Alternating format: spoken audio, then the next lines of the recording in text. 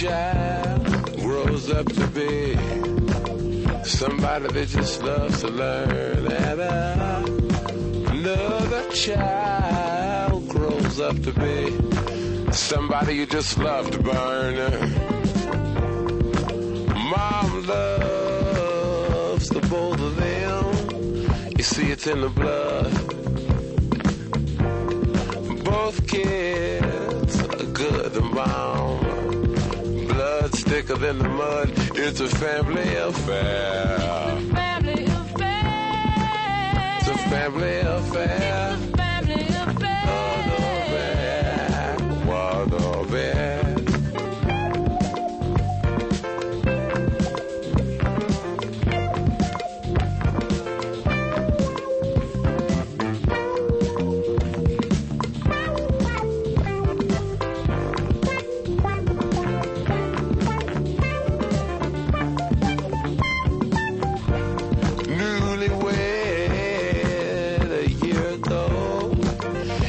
Still checking each other out. Hey, nobody wants to blow. Nobody wants to be left out.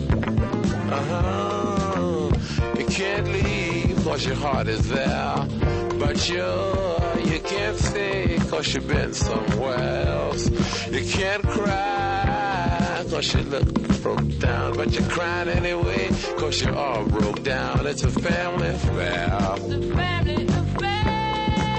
It's a family affair. Oh, yeah, a family affair.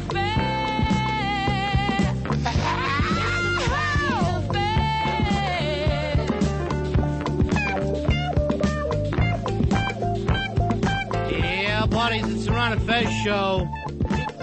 Kind of a whole new opening we're doing today. I'm Ron, there's Fezzy. Hiya, buddy. Earl, what's happening with the music, bro?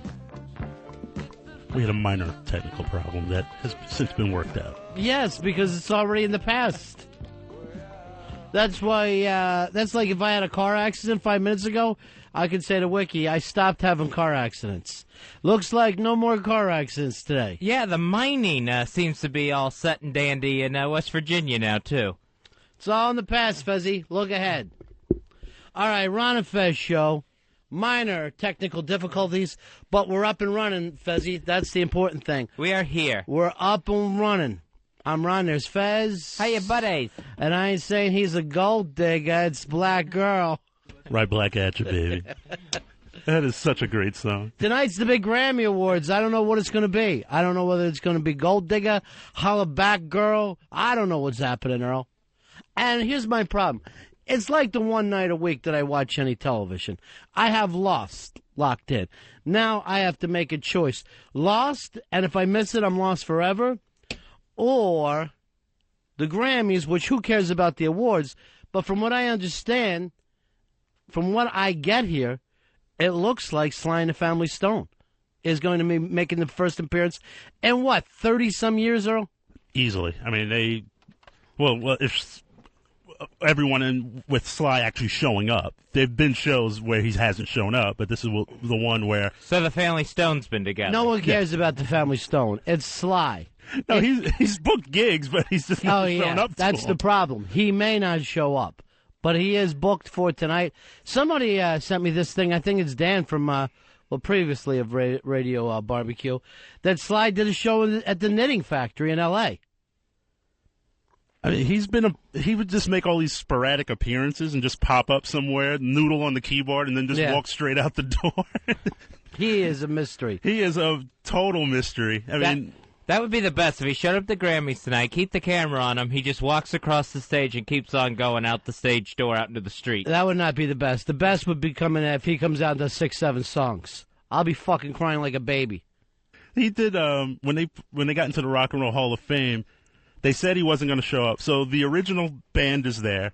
And then who pops up in like this blue jumpsuit? Sly. He walks out, he waves, and everyone's just completely shocked. He waves. Walks off the stage, through the door, right into the street, into a waiting cab, gone. Here's the way never to think. It's like since. Prince would look over and go, man, that's a weird motherfucker. Sly is weird. You would be sitting there talking to Prince about how strange another human being is. Anyway, so that's the big decision I have to make tonight. 866 Ron Zero Fez. 866 Ron Zero Fez. I can't get off to this weird opening, Earl. Can't get off to this weird opening. I'm terribly sorry. It's just I was having such a fit here. I was going nuts. All right, here's Brian. Brian, you're on the Ron and Fez show. How you doing, buddy? What's up, buddy? Hey, buddy. Listen, if you're worried about missing Lost, you can just download LimeWire on your computer and you can have it in HD format tomorrow night. I don't sit around downloading TV shows. I'm not at that. Someday I'll become a robot, a cyborg. But, I kind of, I want to just say to myself, well, it's time for Lost and I'm going to watch it. At the most, I'll TiVo. But I can't find myself downloading. That's what I'm going to have to do. Just run the TiVo tonight. Yeah. Make sure Lost gets on there. Yeah, but see, here's the thing. Then which TV do I... The whole thing is a problem for me, Fez. The whole thing is a gigantic problem. And they know what they're doing, these TV networks. I don't think they do, because I don't think they know a bad show from a good show. So they kind of take whatever they're given. Hey, Ryan, you're on Ron and Fez. Hey, what's up, buddies? Hey, buddy. I miss B.B. King Fez. I miss B.B. King Fez, too. There was something Lucille-ish about him yesterday that I couldn't quite put my finger on. Hey, did you hear the news about Jackson 5 getting back together, all 5 of them? I'd rather go see Jackson Hole before I went to see Jackson 5. You mean they got Randy and Tito? Let me tell you, as far as getting the Jackson 5 back together, 4 of them have been standing there waiting for a paycheck for 25 years.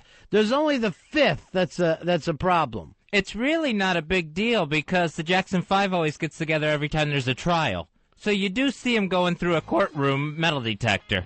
This time, when I see the Jackson 5 get back together, I want it to be the cartoon. I want to see the cartoon come back. It was so much better than the Osmonds cartoon. Was it, do you think? Oh, totally. How about Rick Springfield's? That's debatable. And maybe not as good as the Brady Bunch cartoon.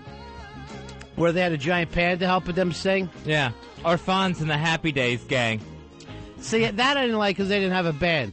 If I have a cartoon like that on Real People, they have to end with a song for me to really feel good about them. Yeah, Happy Days cartoon, they just went into outer space.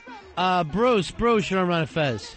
Yeah, I miss pre-identity theft good credit Fez, or as I like to call him, White Fezzy. I miss him, too. He was great. By the way, having some people looking for Crazy Jen, she's back underground and maybe even missing, Fez. So I think you owe her an apology.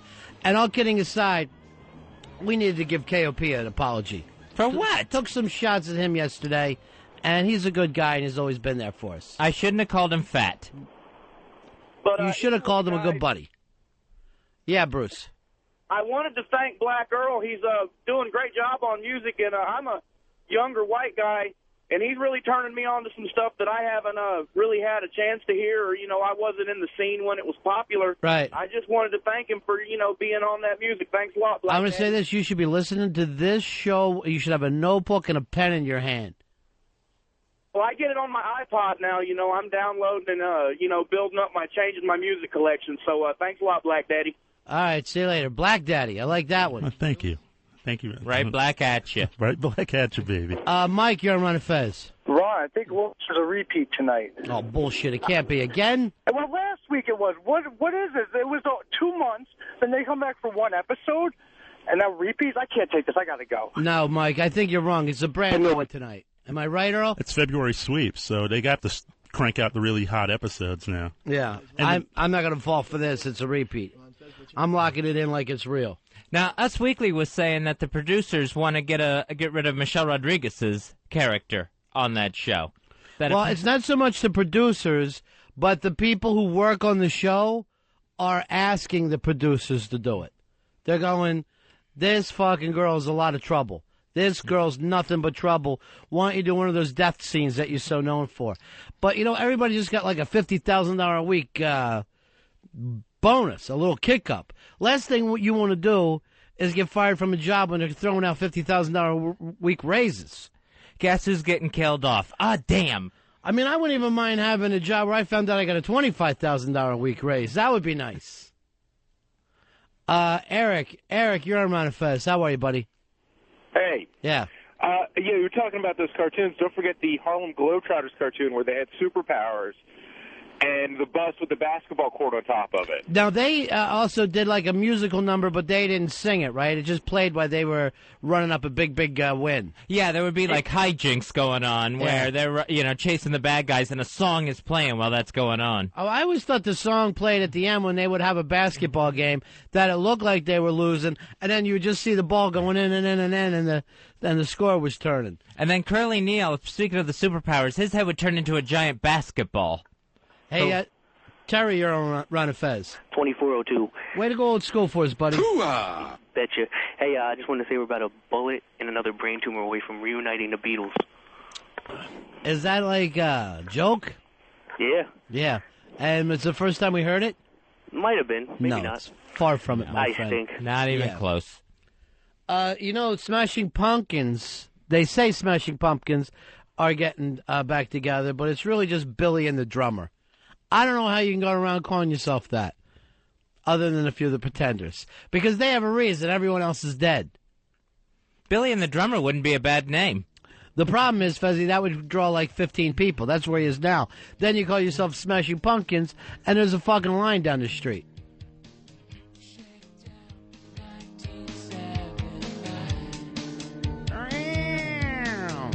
Hey, Rick, you're on Ron and Fez. Yeah, I'm wondering if you guys remember, or if I imagined it. When I was a little kid, there was a cartoon called Tobar the Ape Man. He got his special powers from smoking cigarettes. He's called Tobar the what? The Ape Man, I think, or something? No, he's the Eighth Man. The Eighth Man, okay. Yeah. It was really early anime, black and white. Somebody just sent me some of these tapes not too long ago, which is the cool thing about having a radio show. Sometimes people just send you stuff, like cigars or whatever. But I digress. The point is, this was a robot, and I guess he was the eighth man of it. And Tobar, this is how witty it was. Tobar is robot spelled backwards. Ooh. So if he had some kind of problem, he was running out of stuff, he would smoke this kind of cigarette that would kick him into full gear, make him even stronger. Nice. Just a power puff. Well, I love your show. All right, see you later. He's Tobar, the eighth man. Quick call Tobar, the mightiest robot of them all. Here's Todd. Todd, you're on Ron and Fez. How are you, buddy? Hello, Todd. Hey, 2369. Way to go, old school. Hoo-ah! I enjoy the old school. Right on. I just wanted to let you know that Lost is indeed brand spanking new tonight. See that? If I would have taken that other belief of Mike that called earlier, like an idiot, I'd be so far behind. And the deal was last week with the repeat, it was very, very important. Some of the things that happened, as it's going to relate to tonight's new episode, the producers threw it in there on purpose so you could kind of catch up and see, get a little insight as to what happened 2 weeks ago, and it's important as to what's going to happen tonight. Well, I fucking missed last week, so I'll be... you know what? I'm just going to flip on the Grammys. That's what I'm going to do. There you go. They call it losses because everybody's so fucking lost watching the show, you don't know what's going on. You don't know what's going on, but I watched that show sitting on the edge of my couch. There you go. And I'll scream out, oh, my God, it's a smoke monster. There is a smoke monster after people. Well, if you missed tonight's episode, it's not like they won't go immediately into repeats again, and you get another chance to see it. Yeah, but that means I'm behind Billy Staples. I get an email from him with his crazy ideas of what's going on. So I don't want to deal with that, Fez. I don't want to make that happen. President Bush, he changed his schedule to attend Coretta Scott King's funeral yesterday and then took a beating for it at the ceremony. Yeah, we got a little bit of the audio Earl has for us. So the president is sitting on stage and a preacher is up there and kind of, as the kids say, Fez, this is him in front of everybody. So we got that, Earl? We know now there were no weapons of mass destruction over there.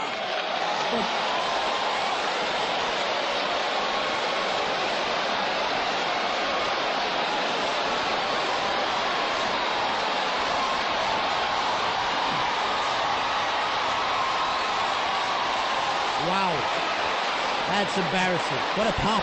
They're doing this right in the president's face. But Coretta knew, and we know, that there are weapons of misdirection right down here. Right down here. On this stage. Millions right down here. Without health insurance. Poverty abounds. for war billions more, but no more for the poor. Then the president just went, fucking... What'd you say? Nothing. Is this mic on? Fucking... Every time I turn around. Well, CNN did not show his reaction. They just panned the crowd, but the reaction from both Bushes were they just ducked their heads and were just mumbling to themselves. I heard they're just shaking their heads. Their heads. Fucking speared. Clinton's laughing his ass off. Fucking porch. He was so pissed. He was so pissed up there. But see, here's the situation the president was in. If he doesn't show up, everybody's like, where is he? If he does show up, he has to sit there in public and act like he's not even the president and take a beating like that. Where not only did the guy rip him, but there wasn't even like an uncomfortable silence. It was a standing ovation that just went on and on, as if Slice came out and waved to everybody and walked out. Yeah, it was the Reverend Joseph Lowry, and the crowd just definitely behind him. This started out as a funeral and ended up as a roast. Because it didn't stop there, because Jimmy Carter then took shots at the Bush administration, talking about Martin Luther King Jr. was a victim of government wiretapping. It was not so much a roast as it was a barbecue, if you will. What, Earl? What? White people what is that for? Scared of black people. What? I love a barbecue. I happen to grill. I'm not ashamed of it. By the time they were done taking shots at Bush, you were ready for Ruth Buzzy to come out as her old lady character and then hit him with her purse. Here's Catherine. Catherine, you're on Ron and Fez. Hey, Ron, quick little tidbit on the black smoke of loss. Good. Did you? I saw it on the website. There were actually flashes of Mr. Echo's past in the black smoke. Yeah. I would imagine. I kind of know what the black smoke is, but I know it has something to do with that, like the kind of communal mind of that island.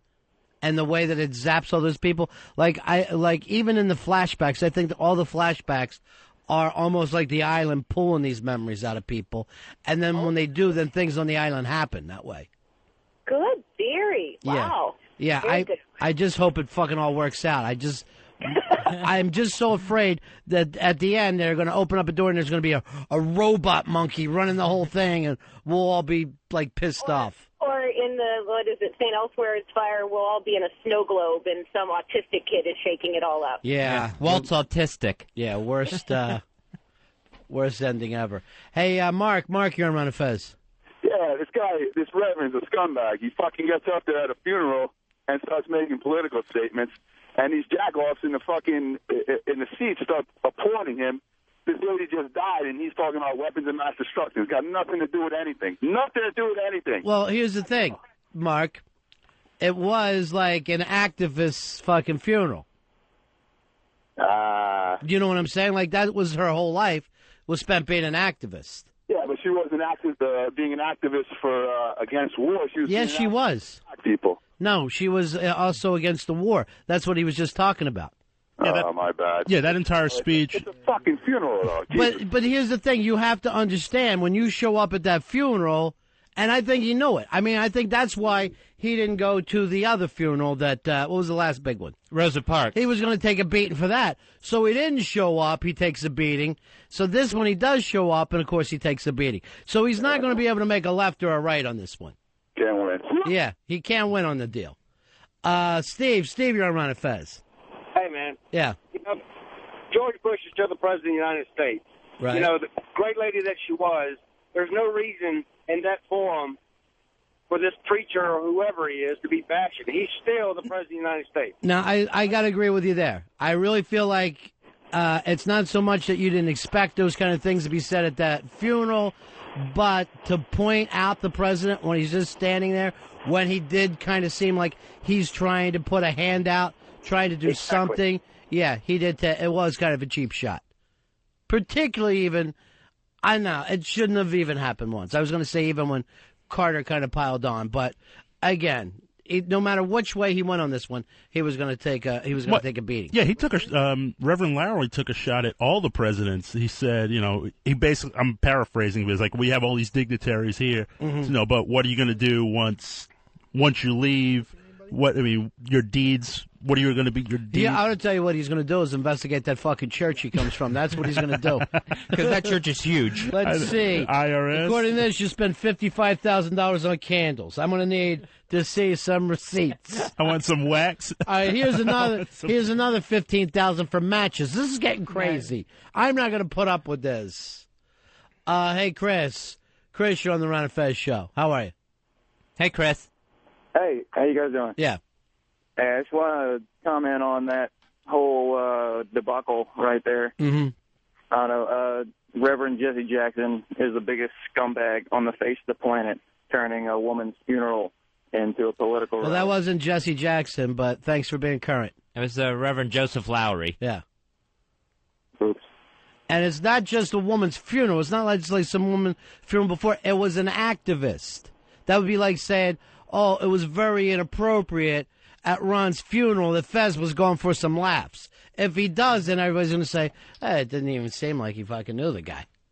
You know what I'm saying? So, again, this is what the woman's whole life was about. So you can't be shocked to show up there and not hear something that's going to be about her point of view. It'd be crazy to think any way otherwise. Here's a Matt. Matt, you're on Ron and Fez. Hey, what would you think if Bush got up and just walked out? I would have thought it would be classic. Why everybody was cheering? I wish he would have left like Stone Cold. You would just hear the glass breaking. He's leaving with his fingers. I would have had to, fuck you! Walk out And then with he his just middle finger stands, up in the air. And then he goes out in the parking lot and just starts pouring beer and throwing at the white people. The funny thing would have been Laura chasing him, then running back on the stage because she forgot her purse, and then running back out and just trying to apologize to the King family as she's leaving. Sorry about losing your mother. All right, I'm out. All right, see you later. Yeah, you definitely. There was no room. There was no move the president could have made. And sitting there, it wasn't like I think if the line would have been done and the crowd hadn't blown up like that and just started going crazy and all, but just pointing at him like it was a barbershop movie, like you got served. You didn't know when the weapons of mass destruction was. Oh no, you didn't. And then he's just sitting there going, oh, goddamn spirit. Yes, sir. Yeah, there was another line that he mentioned that he also referenced that Mrs. King was a very outspoken critic of homophobia, too, and you could just hear the nervous shifting of the seats. Right. You know, because there you are in a church, which traditionally is very anti-gay, yet he also referenced that she spoke.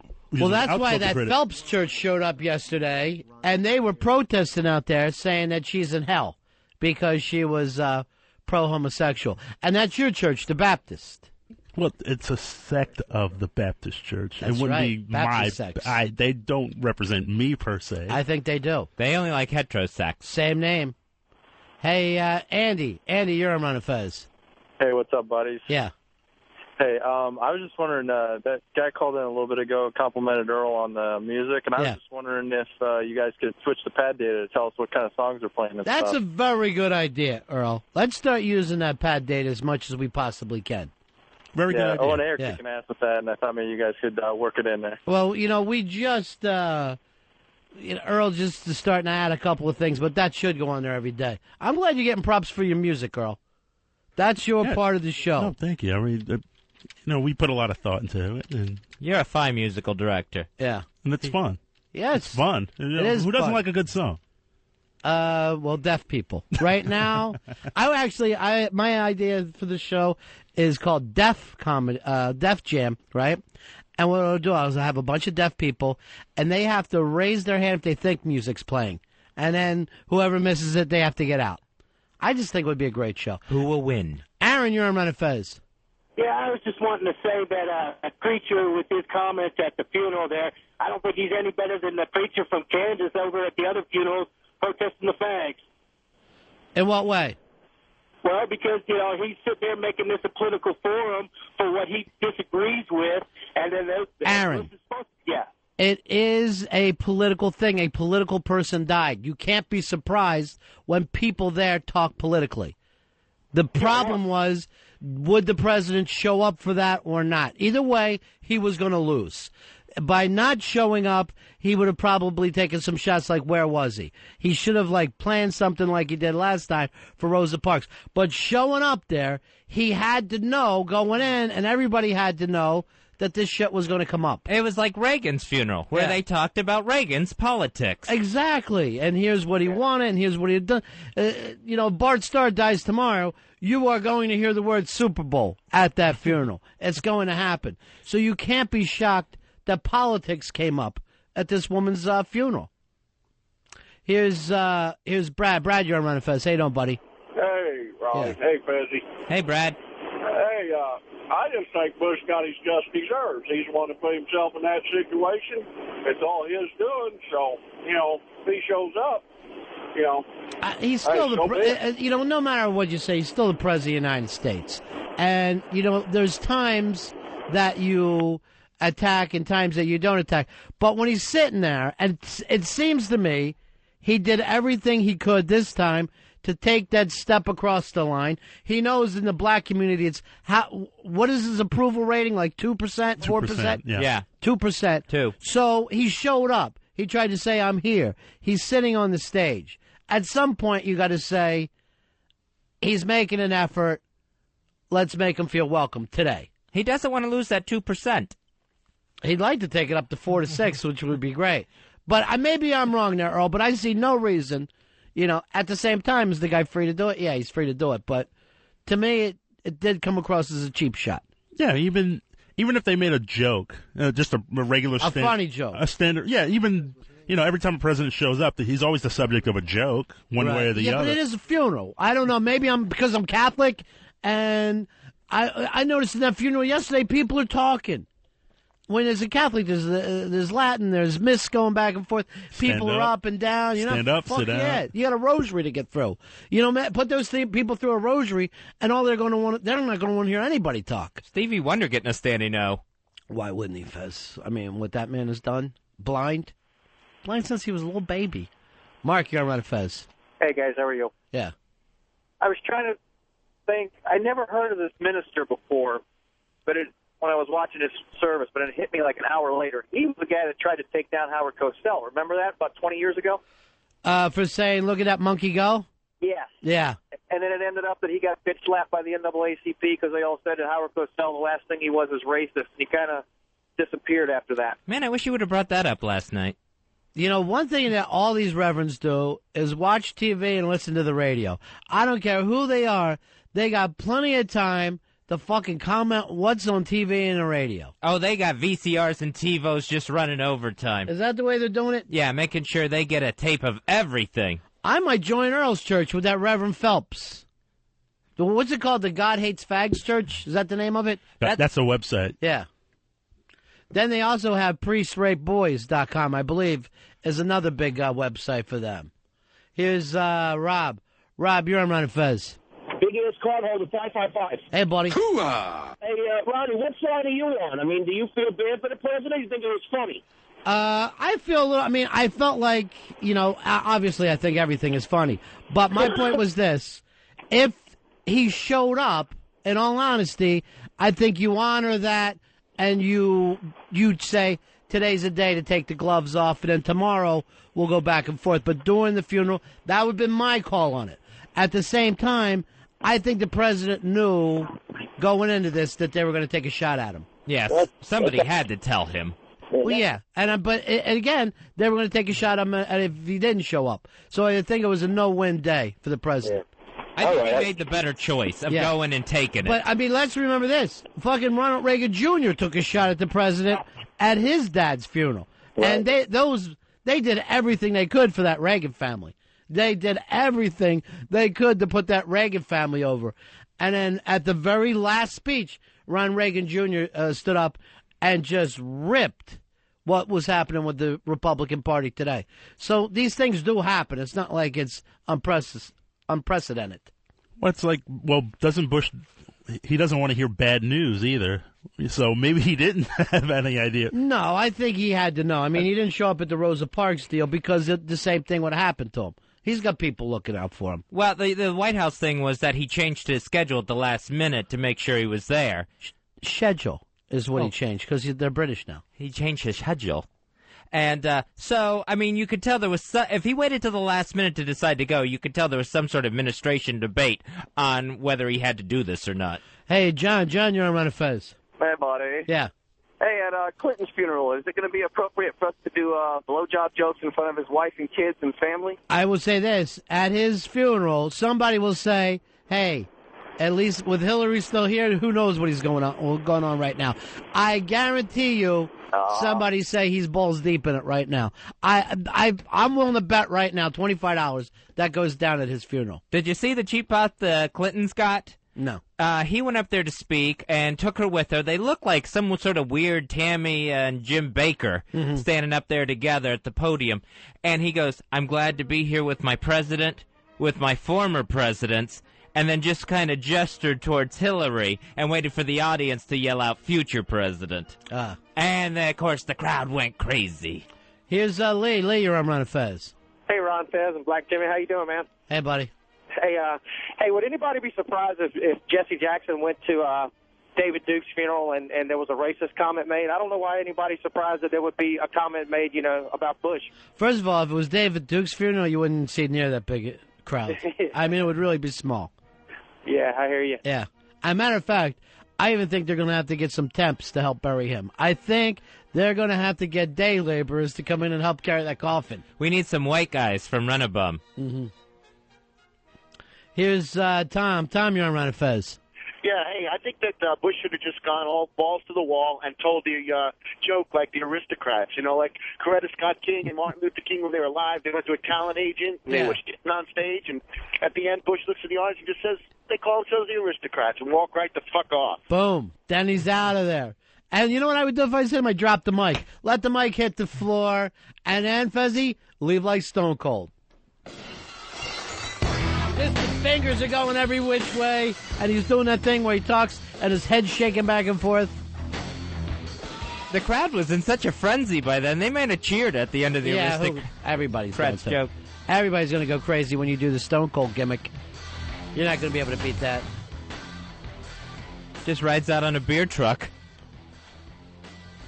Earl, when we do your funeral, who do you want showing up? I just want all my friends, family. Yeah. I want an electric funeral. I don't want no sad funeral. No, it's going to be a happy one? Oh, totally. I know, I'll be laughing. No. You'll be poking me with a stick to make sure I'm dead. If you go first, Earl, I'm burying you Catholic. I'm burying you Catholic. Do not bury me Catholic. I can read anybody at Domino's. No, you can't.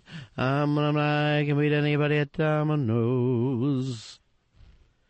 You're going to go with the kid touchers, Earl. No, it'll be nice for you. I want I already told every member of my family I want an electric. I called it the electric funeral. Electric slide, and we'll just slide it right down. Hey, Adam, you're on Ron and Fez. Hey, guys. Just heard on the news that the Clintons flew in Air Force One with the Bushes to the funeral. Kind of goes back to what you were saying, how they're trying to, act like it's all one big happy fucking family, and, Let me tell you something. No, they are one big happy family. Then when they get in front of us, like wrestling, they act like they hate each other. The truth is, they've divided up the country and they're loving it. The Bushes and the Clintons have fucking taken over the country, and no one can do anything about it. Instead, we're buying tickets to each show like a bunch of rubes. They're the carnies, we're the rubes. And they take turns changing the strap. Yeah, sure. You wear it for a while. Yeah. You know what? Bush probably went like this. I'll tell you what, why don't you have the Reverend do some kind of joke about me? I'll act like I'm pissed off. The next day I'll have Hannity scream and Rush scream, and we'll raise a lot more cash. And then they give each other a pound, and off they go. And we're fucking sitting there barefooted in overalls like we're a bunch of fucking country bumpkins buying every gimmick they chuck at us.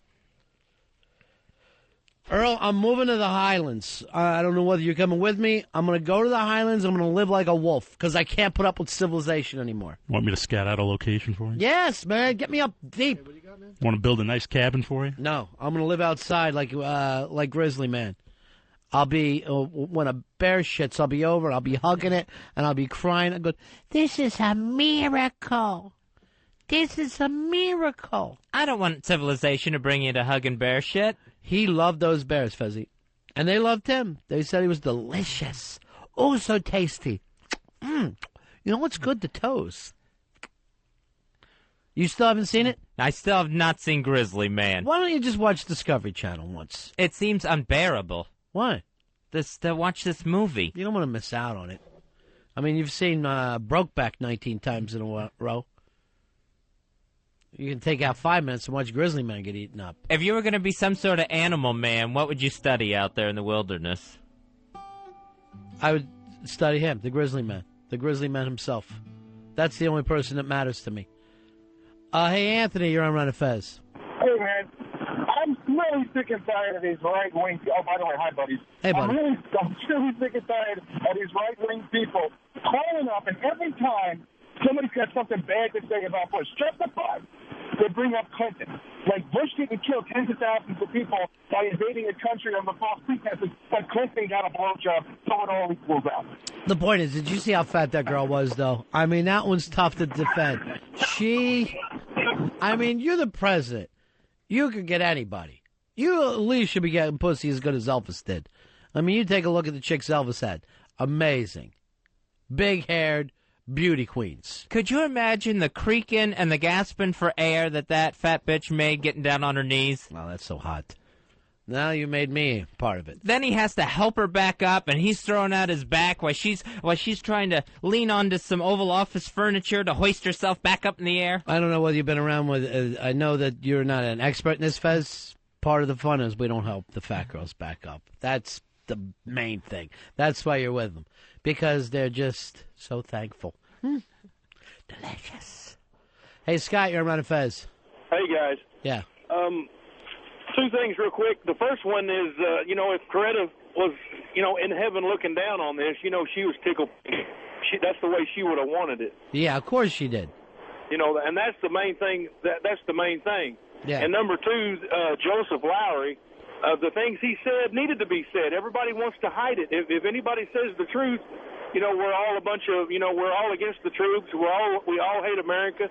That needed to be said, and it needed to be said in front of him. But not everybody, anytime you see him giving a speech, it's all a bunch of right-wing neocon suckasses, no matter what Bush says they believe. Thank God for Joseph Lowry. And I just now got turned on to him. I'd like to get some tapes by him. I want to listen to him. Me and my wife's trying to find a church in Tennessee, and we went. That should be hard. No, actually, let me finish. We went to 3 in the last 4 months, and they're all these right-wing, fascist, fucking neoconic churches that they talked about Terry Schiavo. They bring up politics that instead of you're tithing to the church, you need to donate to the Republican Party.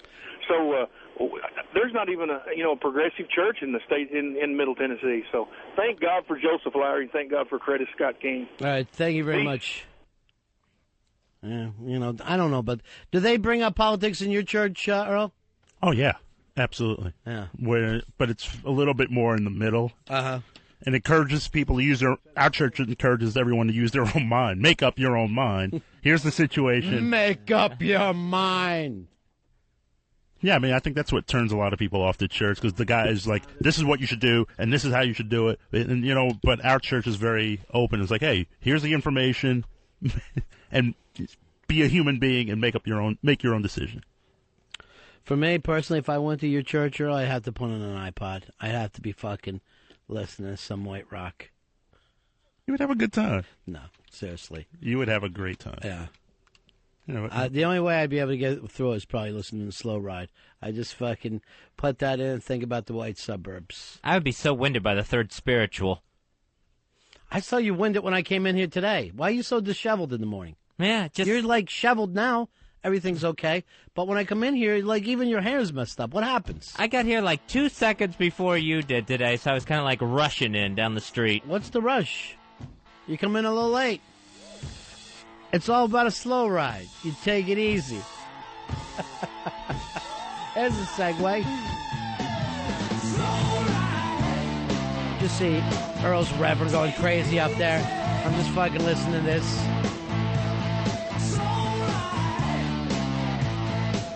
Hey, Jeremy, you're on Ron and Fez. Hey, what's up, gentlemen? What's going on? I've been listening to you guys for about a couple months now. I used to just switch off after O&A, but you guys are pretty good. I just wanted to call. Thanks for judging. I appreciate it. Thanks for judging. Hey, no problem. I figured you guys got to be good, though, if O&A's letting you on their channel, so you guys got to have some kind of gumption. Thanks, man. It's really yeah, great but to I hear just from you. wanted to, comment on a couple things. Did you guys notice that when Bush got on the stage, barely anybody really clapped for him, but when Clinton got on stage, everybody was, applauding? Yeah, they were applauding. Yeah, did you notice they were, clapping a lot more for Clinton than they were Bush? Yes, so, you Clinton could is tell that very, Bush very wasn't popular in the black community. I don't know. Well, where yeah, he's got an office in the middle of Harlem, man. I mean, damn, that's pretty popular. And Who dialed what the else phone did for I you? want? Who dialed the phone for you, Jeremy? That's the fucking main thing. Did you notice everybody was applauding? I think Monkey Boy got lucky. I think he just kept hitting numbers on the phone and our number came up. Yeah. A random accident of the universe. It'll happen. Infinite amount of monkeys all trying to dial at the same time. Somebody's going to reach Ron and Fez. Here is Fabian. Fabian, you're on Ron and Fez. How you doing? If that is indeed your real name. Yes, it is, sir. Nice. Just got the XM radio. Love you guys, and you guys are great. Thanks. I'm not real political, but I'm wondering, since when did it become a priority at a funeral to talk about political issues? I understand she was bold, but the last thing I want at my funeral is somebody to fucking bash me. And my big thing is why Somebody bashed her at her funeral? People are getting confused. No, They're no, thinking no, this was President Bush's funeral, and people said bad things about it. That's come up like 3 times now. That didn't happen. Well, I'm just wondering why Americans have suddenly turned to the French. I mean, it sounds like we're becoming a bunch of pussies about this war. And you talk about all the Iraqi people that have died because of Saddam, and Bush went in there to save them, and now it's, fuck Bush, he's an idiot, and all this other bullshit. And it's frustrating. You put it together for us. It's really wonderful to see. Now it's clear for me, Fez. We went in there to save people. Now it's fuck Bush. He's an idiot. All right. Thank you very much, Fabian. I didn't know. I wish Reverend Lowry had put it that way yesterday. Yeah. So we all would have understood where he was coming from. Yeah. I do. Here's Richard. Richard, you're on Ron and Fez.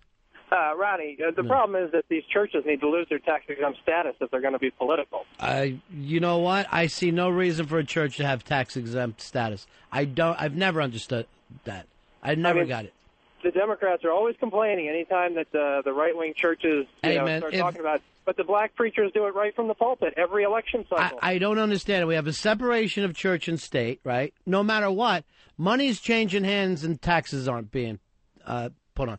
That's the only place it happens. You fucking win money gambling, you got to pay taxes now. That's the thing they get you for if you're fucking playing cards somewhere and it's illegal. You still owe them the taxes on your illegal earnings. If you're dealing dope and it's an illegal thing that goes down, you still owe them money on that 8-ball you just sold. So why don't these people have to fucking come up with any money?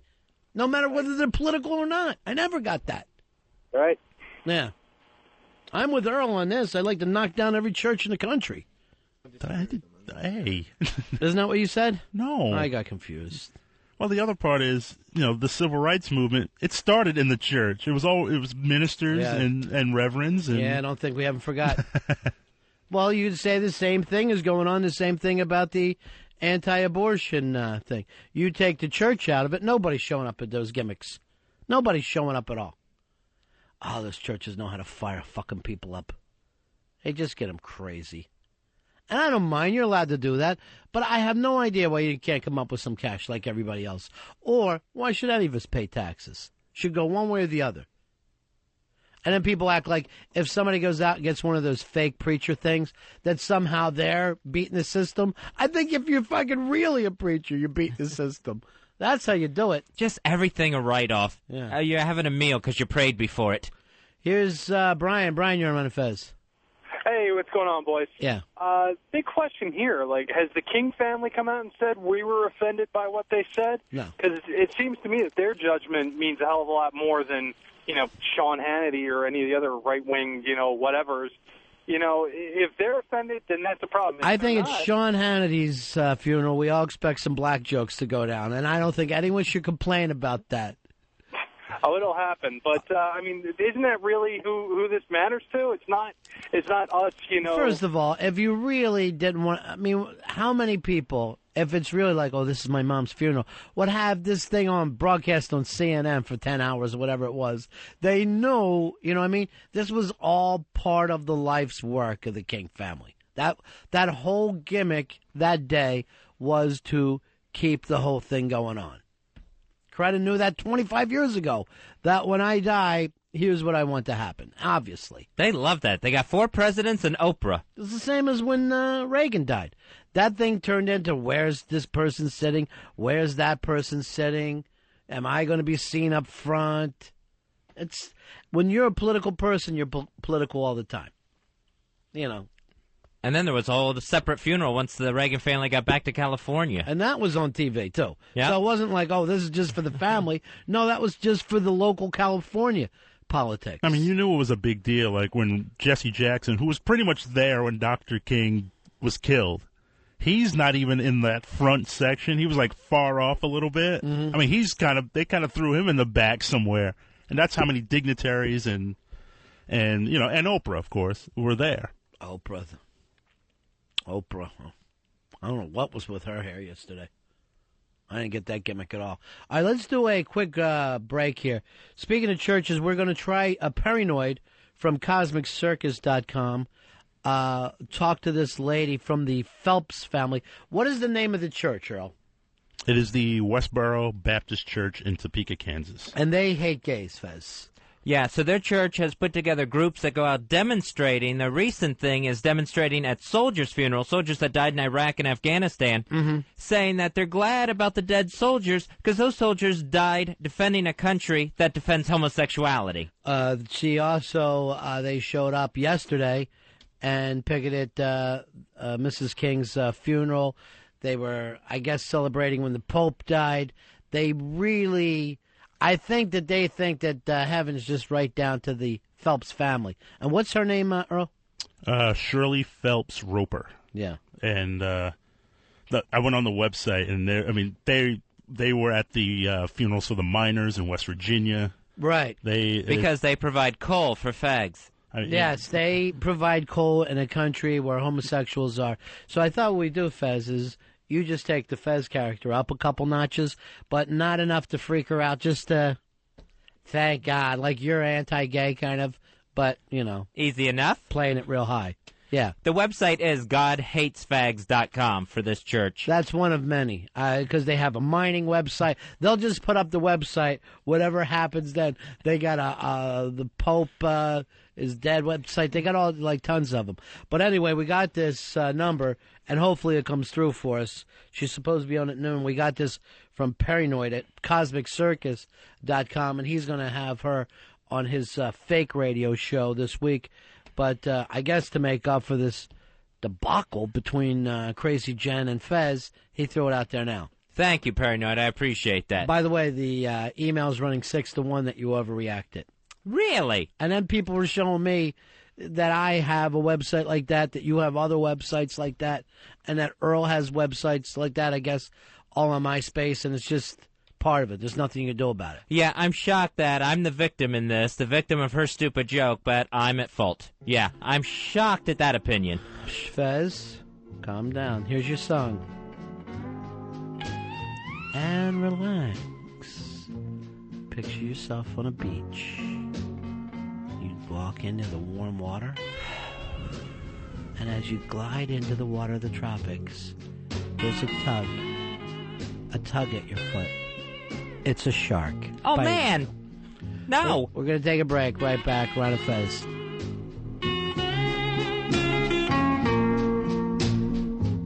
Ron and Fez, XM 202. If you ever want to email us something nice to say about the show, Ron and Fez at AOL.com. That's Ron and Fez at AOL.com. And if you hate the show and want to insult us, it's Fez2000 at AOL.com. Fez2000 at AOL.com. Hey, that's my email address. Ron and Fez, XM 202. Yeah, it's Ron and Fez show. All right, it's Shirley Phelps Roper. It's the Westboro Baptist Church in Topeka, Kansas. She's one of the organizers of the protest of some of the soldiers that at the funerals that have come back from Iraq. So we've got Shirley on the show right now. Shirley, welcome to the Ron and Fez show. You're on XM Radio. Hi, and thank you for having me. Hi, Shirley. Hi. It's nice to have you. It's nice to have you on the show. Tell us a little bit why you're out there protesting at the soldiers' funerals. Well, this nation, America, that would be, has sinned away her day of grace. Right. This nation is awash in every filthy, abominable thing that any person thinks up to do. They just do it. No one thinks about God or about His standard that He put in the earth and so on. Right. So, and of course, we've been on the streets of this country for 15 years trying to convince this nation of the wrongness of what they're doing and the rightness of serving the Lord their God with all their heart, soul, and might. So, we've come to the day now that we've warned you of, where the wrath of God is pouring out on your heads. Mm-hmm. And His weapons of choice are the whirlwind, which, of course, is Katrina and Rita and all that. Anything you call a natural disaster coming from Mother Nature, hello, it's the Lord your God. Mm-hmm. He's always trying to kill us with weather. Whatever. Mm-hmm. The tsunami, the earthquakes, anything you call a natural disaster, call that really what the Scripture calls it, the whirlwind. Mm-hmm. Katrina, Rita, and so forth. And then you've got the sword, which is just another way of saying all these people, look, it's like this. You turn the country over to the fags, those soldiers are coming home in body bags. Uh-huh. That weapon of choice there, the primary, is the IED. Think of that as a broken-up sword. All right. So would that also include 9/11? 9/11, yes, absolutely. You can just look at those airplanes like juggernauts coming through time and space to deliver a message to this generation at this hour. And by the way, you better remember your duty. Well, I'm getting a little far afield. You asked me why the soldiers' funeral. Yeah, why the... So if his weapon of choice to punish this nation is the sword or the IED, to send those young soldiers home to punish this nation, Mm-hmm. our forum of choice to help you connect that dot has got to be those soldiers' funerals. And so... our job is to cause America to know her abominations. But we have got to put the cup of the fury and wrath of God to your lips and make you drink it. And that scripture right there that I just quoted also says, and you will drink it, and you will be moved, and you will be mad. But what about some of these soldiers that come back as Christian families? You don't feel any kind of... Well, first of all, you are assuming facts not in the evidence, and in fact, the evidence is to the contrary. Uh-huh. I mean, I'm a lawyer. You traffic in the evidence, and the evidence is they are not Christian. Anyone can say they are, but if you do not follow the teachings of Christ and you do not include, that means the Word of God, which is nothing less than the Bible, then you don't get to claim that you're a Christian. You don't get to claim that. But what about, like, let's say a Jerry Falwell and his followers? You don't see them as Christian? Jerry Falwell is an instrument of Satan. He's a lying, false, piggy prophet. Uh-huh. And Jerry Falwell is headed straight to hell, and if he has any sense, since he knows that's where he's going, he should have a salad, or he's going to send himself there quicker than he would already. Because of his weight. Because he's an undisciplined glutton. What about people like the Catholics, like with the Pope and all? The Pope. Here's what you got. The Pope. Right. His weight was fine. Pope. The Pope is on fire. He don't get no water. Let that heretic burn. Exactly. Motherfucker. Wait a minute. I got all caught up into it. The Pope is in hell right now? Well, of course he's in hell. Yeah. He was the head of the largest pedophile machine in the world. Mm-hmm. And he deliberately shuffled those filthy perverts around to give them fresh blood, fresh meat. It's pitiful. It's sick. Right. He was a snappy dresser, though. Yeah. Well, he had a nice hat. And he's a snappy dresser in hell. Hell from beneath. Here's the verse for you. Is moved to meet thee at thy coming. Mm. And how's that song go again? Coming. The Pope. The Pope. The Pope is on fire. He don't get no water, let that heretic burn. Now, you know, I got lots of nieces and some daughters, and when we stand out on a picket line and you get that sucker going, it is very catchy. Yeah. The next verse says, first he was a liar, now he's on fire.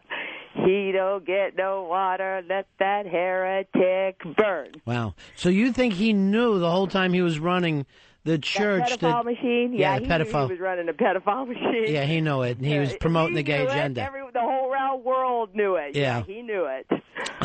Let's go. Who has gone to heaven? Let's say is a Ronald Reagan. Well, of course, Noah. No, Yeah. we stood outside Reagan's funeral. You know, Uh-huh. we had our signs out there that said, just like yesterday. I just got back at 2:30 this morning from Coretta Scott King's. My nice sign says, Yeah. King in hell. It said Reagan in hell, and it had a nice picture of Coretta Scott.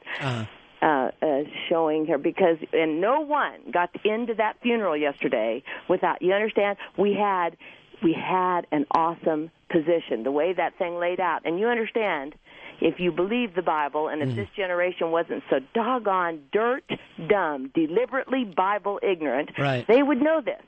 We had an awesome layout there. And what you had was people had to walk. We ran up a hill. It was like a mile from where you had to park to where you could get to the top of that hill. And then you get to the top of the hill, and then you have these nice bike racks that the police had put up, and we were behind the bike racks.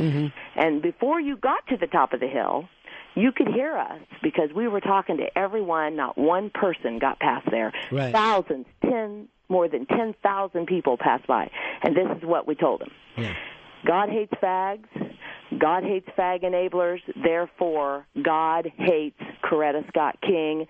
She is in hell. And if you go in there pandering after her dead body, right, you're going to go to hell with her. And she told the whole world that God was a liar every time she said it's okay to be gay. She was a big pervert pusher. And she's in hell for that. And, well, you know, I mean, our current president, George W. Bush, he's a born-again Christian. No, he's not. He's not? He's a big fat liar. He's a dumb bandy rooster. I mean... he's in shape, at least. No, this is what he is. This is the perfect picture of George Banty Rooster Bush. Choking on a pretzel. Right. Do I need to say any more? No. I mean, you got to have that big black ambulance, that bulletproof ambulance, follow him around everywhere because you don't know when he might choke on the next pretzel. The pretzel's like the whirlwind and the sword. The pretzel, like the whirlwind, you said? Yeah, one of the weapons. No. The pretzel is just the thing that lets you see what kind of a... I mean, you know... Who do you like? I don't know what words to use to describe this guy. I can't stand to listen to him talk. He's so doggone dumb. Right. And he's also arrogant beyond... so you... Did you unjustifiably arrogant, you understand? So you voted for John Kerry? Hell no, I didn't vote for either of these idiots. Oh, I see. John Kerry's a pervert. You know he is. Hellbound? Hellbound. Did you say hellbound? Yeah. They're hellbound. Of course they're hellbound. Who's going to heaven? I'll tell you who goes to heaven. Yeah. Those who serve the Lord their God with all their heart and all their soul and all their might. And what you see in this nation is a famine of any person who fits that description. Out of the billions of people who live on the earth, how many would you say are on their way to heaven right now? Not very. I'll tell you. I'll tell you. There's some Bible words that answer that question. Yeah. A very small remnant. Isaiah said it really good. Except the Lord of hosts had left unto us a very small remnant, we would have already been destroyed like Sodom and Gomorrah. A very small remnant. So it says, because you know what the Lord Jesus Christ said. He said, wide is the gate, and broad is the path that leads to hell, and many enter in there. But narrow is the gate, and straight is the path, and few that lead to life, heaven, and few enter in there. I thought that was wide was the gays, but it's gates. Very small remnant. You can mock hun, but that ain't going to fix this for you. He's a mocker. No, you're a mocker. That's what I was thinking too. Yeah, hey, you went over to Iraq, right? Well, I personally didn't, but yeah, like my dad. And what was the purpose for that? To deliver this message and to also Well, to deliver the message, hon, that's the only thing. Look, you need to think of Westboro Baptist Church Right. as a great publishing company. Right. And we are going to get these words. Remember what I told you already. You put the cup of the fury and wrath of God to their lips and make them drink it. And you got to use whatever mechanism that you have available to you lawfully to do that job. And we get, we look at the landscape. We are watchers. No lookers and sayers. Yeah, that too. Watchers. Watchers. Watchers. Is Who's a good watching the Bible word. Watchmen? That's the thing. Who's watching the Watchmen? Hey, so are the terrorists, are they going to heaven? Well, of course you know they're not. No. But of course you know that the biggest terrorists, you need to be very crystal clear and don't be undisciplined in your thinking. Right. The terrorist of the United States of America is the Lord your God. He is America's terrorist, and he's also your enemy. Right. And you got to look over there to Jeremiah 20 and Jeremiah 21, and you quickly understand exactly what that means. Get a good grasp on it. When Jeremiah preached this message, what we're telling you, when he preached it, the high priest named Pasher came along, and he smacked him upside the head and then put him in the stocks. And then the next day he took him out of the stocks thinking, I guess I taught him a lesson. Right. I'll get him to shut the hell up, and he won't dare say these words anymore. And so when he brought Jeremiah back before him, Jeremiah said not only wasn't going to back off, he said, God didn't call you Pasher. He called you Magor Missabib. And that means, Magor Missabib, it means terror all around. Who's that crying right now, Sho? Is that your... This is my baby. Yeah. I got 11 children, you know. And how old's this one? This little guy he's 3. He's 3. Hey, could you teach him that Pope song? He kind of knows the Pope song, and he requested his own. Yeah. Lukey, yes, Lukey. He has his very own sign, and his sign has the evil guy, as he calls him, and he's a hot lava, and it's like a skull that has a United States a military hat on this skull.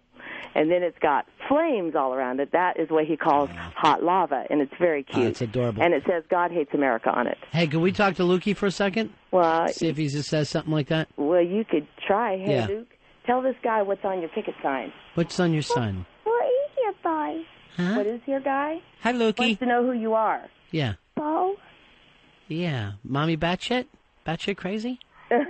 Say, don't talk about my mom, though. He's teasing. He Say, knows you that. He are knows. not good for that. Yeah. You shouldn't be talking to that little boy like that. But he's adorable. All your It's children have adorable, biblical and names? You know what? You can go to my children, Luke and Laura. and Noah and Jonah, Abraham, Luke, Jonathan, and Jonah, Benjamin, and Gabriel, Timothy, and Grace, Elizabeth, and then Zacharias, Paul, and Isaiah, and his middle name's named after his daddy, so that's not a Bible name. And they have a cousin, 2 Corinthians. No, they don't have a cousin. Oh, no. But they do have 40, you understand, I have 43 nieces and nephews. I mean, that is a heck of a lot of good Bible names. Thanksgiving must be a big event, huh? It is a big event. Mhm. And that's the only event that we have besides, like, birthday parties. Of course, we don't do any of that false pagan He wants a birthday party. thing like Christmas. That's a pagan, idolatrous festival. Oh, I like the birthday. He likes a birthday. He likes your birthday. I Hey. like your birthday. Is he like Santa? Of course, No. you know he doesn't. No. Of course, he knows perfectly well that Santa is a pagan idol, Yeah. and that it's taken this nation to hell because this nation is awash in idolatry. So it's never too young to start teaching the kids Listen, what they you need got to get know. your arms wrapped around Deuteronomy chapter 6, the first 9 verses, and it means this: when you read those words, you come away thinking, "Wow, saturation, saturation." It says, "You teach your children what the Lord their God requires of them. You do it every day in every way." It says, when you sit in your house, when you walk in the way, when you lie down, when you rise up. And it says you make it as frontlets before their eyes. You put it on the doorposts of the house. But every once in a while, you just watch American Idol or just kick back. Well, you know that you can't be intensely focused, especially young people. You've Right. got to have diversions. Right. And, of course, and some of my kids like American Idol, and my oldest son is 20. He just turned 27.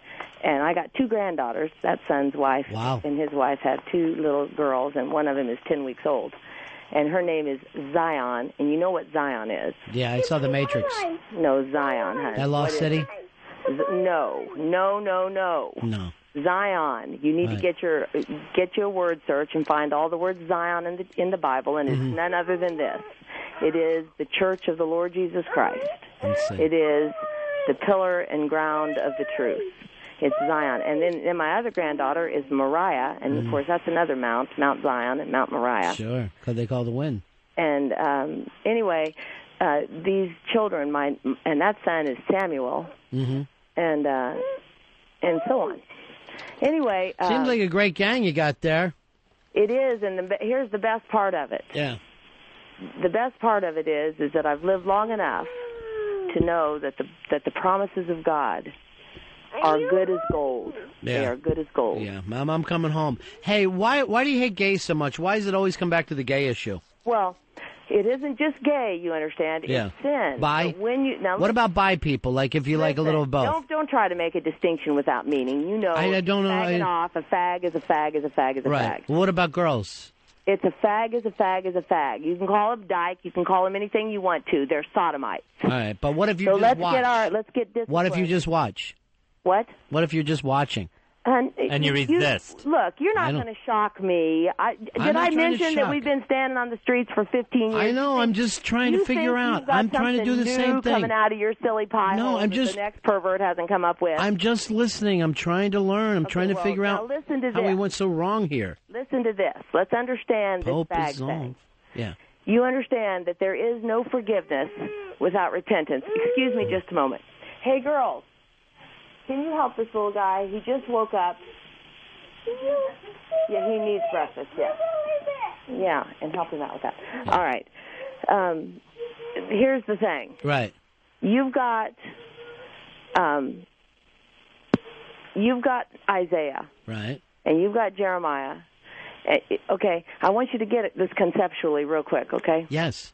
All right. Got them talking to their generation. Jeremiah was a prophet to Judah. Isaiah was a prophet to Israel. Lot was a prophet, and he lived in Sodom. Noah was a prophet, and he preached, of course, to the antediluvian world. And according to the authorities that are probably as close to right as you can be, there were probably 16 billion people living in the antediluvian world before God brought the waters, the flood of waters, to save Noah's life and to kill that generation. Yeah. Now, understanding there's 16 billion people, and you just asked me a minute ago how many people in this generation are going to go to heaven, and I told you a very small remnant because that's a scriptural notion. Now listen to this. Wrap your mind around this. Trying. 16 billion people. They went onto the ark. There was a total of 8, and they were all related to Noah. So, understanding that 8 souls out of 16 billion is all that were serving God. And by the way, of the 8, you also know that Ham, the youngest son of Noah, Ham was his name. Right, was Jesus' wife. He was a pervert. Right.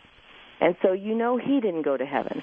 So you've got now less than 8 souls that serve the Lord their God. But who else is a pervert besides the gays and the bi people? Who else? All y'all. All because now I'm getting to this. I'm sorry. Yeah. I was trying to help you get your mind around these concepts. I'm trying. All right, here we go. I knew Jeremiah, right? I knew Jeremiah, Bullfrog. and as today, I'm gonna say this. Right. Today, there are only 2 kinds of people living on the earth. Just like black. Don't interrupt. I'm that's sorry. just silliness. I'm you know sorry. that's not right. I just apologize. There are 2 kinds of people. Just like in Jeremiah's day, just like in Isaiah's day, just like in Sodom, just like in the antediluvian day. There are only 2 kinds of people. Good people and bad people. You are either a fag or you are a fag enabler. Yeah. Those people that you just described, the good people, Noah and his, you understand 16 billion. Yeah. Did you go to college? No. Do you understand anything about statistics? No. Well, when you're looking at 16 billion people and you pick out 8 or less, you have a statistically insignificant number. Tiny number. So they don't even get to be included in the statistical analysis. So when I say to you there are only two kinds of people, they're either fags or fag enablers. Mm-hmm. So you're talking about two kinds of perverts. And Romans 1:32, Romans 1, Right. chapter 1, verse 32, makes it crystal clear that all of them are going to hell together. So in this country today and in this generation today, there are only two kinds of people. And that's the only Fags and kind fag of enablers. Exactly. Right. All right. So you ask Picking me up who on the it. perverts are. I'm telling you, just almost everyone that draws breath today is headed to hell. Because you're letting other people be gay. Because you That's are the not sin. doing your duty. Right. That's called the royal law, James 2:8. If you fulfill the royal law, that is to love thy neighbor as thyself, you Right. do well. The Lord Jesus Christ said this about the loving thy neighbor. So what should we do to get rid of this plague of homosexuality? You're not going to get rid of the plague called homosexuality. It's too late for that. Now who's mocking? That's the thing. Now who's Look, as it was in the days of Lot, they ate, they drank, they bought, they sold, they planted, they builded. It was a thriving society. Right. So shall it be when the Son of Man returns. Of course, the rest of Manson. that passage says, until Lot went out and God destroyed them all with fire from heaven. Then Like it the says, Pope. so shall it be when the Son of Man returns. Now, I had a request from this from Mo. Could you give us the lyrics for the Pope song? I already did. Yeah, but I mean, just say them out so I could write them down. Oh, okay. Well, hold on. Hey, girls, because since my two oldest daughters just came in the door, How old are they? Rebecca is 18 and Megan is 20. Mm. Come here, girls. They'd like to have the Pope. And since you came in, it's so much better when you have more voices, okay? The Roper Family Singers. Yeah, I love it. No, oh, well, we do have some awesome singing, and you hear that on the God Hates Fags website, the awesome singing. But this is not really singing. This is more like, what is that? Rap. Yeah. It's like a rap. Okay, Comes nice. right Hip-hop. off a rap song. Yeah. Yes, it's a hip-hop classic, she says. Oh, it's a new edition of The Roof is on Fire, she's telling me. Yeah. Okay, ready, girls? Yes. Okay, ready? You didn't ready? write it. No, it's the Pope. Ready? The Pope. The Pope. The Pope is on fire. He don't get no water, let that heretic. First he was a liar, now he's on fire. He don't get no water, let that heretic burn. There, see, isn't that awesome? It's kind of hot, yeah. It's kind of hot. You want to do it? He wants to do it, Lukey too. wants to do it. Lukey's in. All right, let Lukey try. Come on, Lukey. You Yeah. want to do it again? Okay, come on back, Meg. What's Meg Are wearing? you ready? No. Yeah, okay. Yeah. The Pope. The Pope. The Pope is on fire. He don't get no water, let that heretic burn. Burn. Yeah. Heretic's burning There you in go. hell. Good one, Lukey. He's burning in hell. Sweetheart. Yeah. That's cool. Yeah. Yeah. Sounds like he's got a little cough, though, huh? Well, he just was getting over a cold, but he's pretty much past it. And he just woke up, so you know how that is. What's next for the church? Who are you protesting? Do you Well, know? of course, every day, like today, we've got a group that is in Kentucky that, you understand, Yeah. remember that part where I said that we're going to put the cup to your lips and you're going to be moved and you're going to be mad? Oh, sure. Well, here's the way that looks. Here's the face of being mad. 15 states currently today are about the business of trying to pass laws. Now, try to get the hypocrisy of this. Trying to. We have got a nation that's so tolerant and so diverse and so loving, but yet what that really means, read this. We will tolerate any filthy thing in this nation, but we will not tolerate the Word of God. And so what they're doing is, it's the picture of Revelation 17, where you've got the whore, that's the false religion, Right. hopping on the back of the beast, which is government. Hold on just a second. Get Luke, yeah. He wants to sing. That's right. Thank you. Hopping on the beast, and here's the message. Here's what they're saying. Quick, pass a law. Make this pain go away. Shut them up. Do not let them.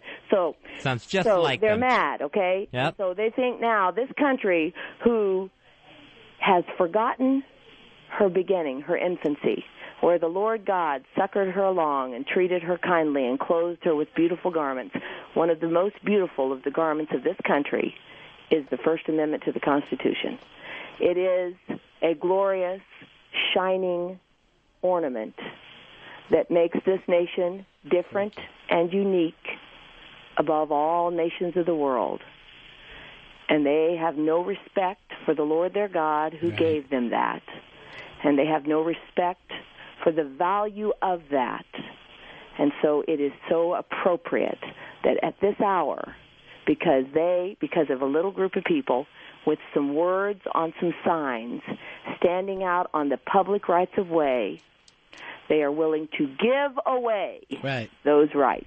It's perfectly fitting. Now, you know why, though, right? Sure, because they hate God and they hate His judgments, and because these words cut them right to their heart. Because here's the verse. Yeah. The Word of God is quick, that's living, and powerful, and sharper than any two-edged sword. It pierces even to the dividing asunder of soul and spirit and joint and marrow, and it's a discerner of the thoughts and intents of your dark, evil heart. And I'll tell you the truth, so many people in this country, they seem like fag enablers. That's because they are. Oh. And so the point is this. The reason that our people are right even as we speak, standing outside the State House of Frankfort, Kentucky, putting those signs in the air to let those demagogues, those freakish demagogues who sit around talking about tolerant this and loving that and blah, blah, and you're hate mongers. Enablers. Right. Then now they need to see the face of what that is that they're so angry about.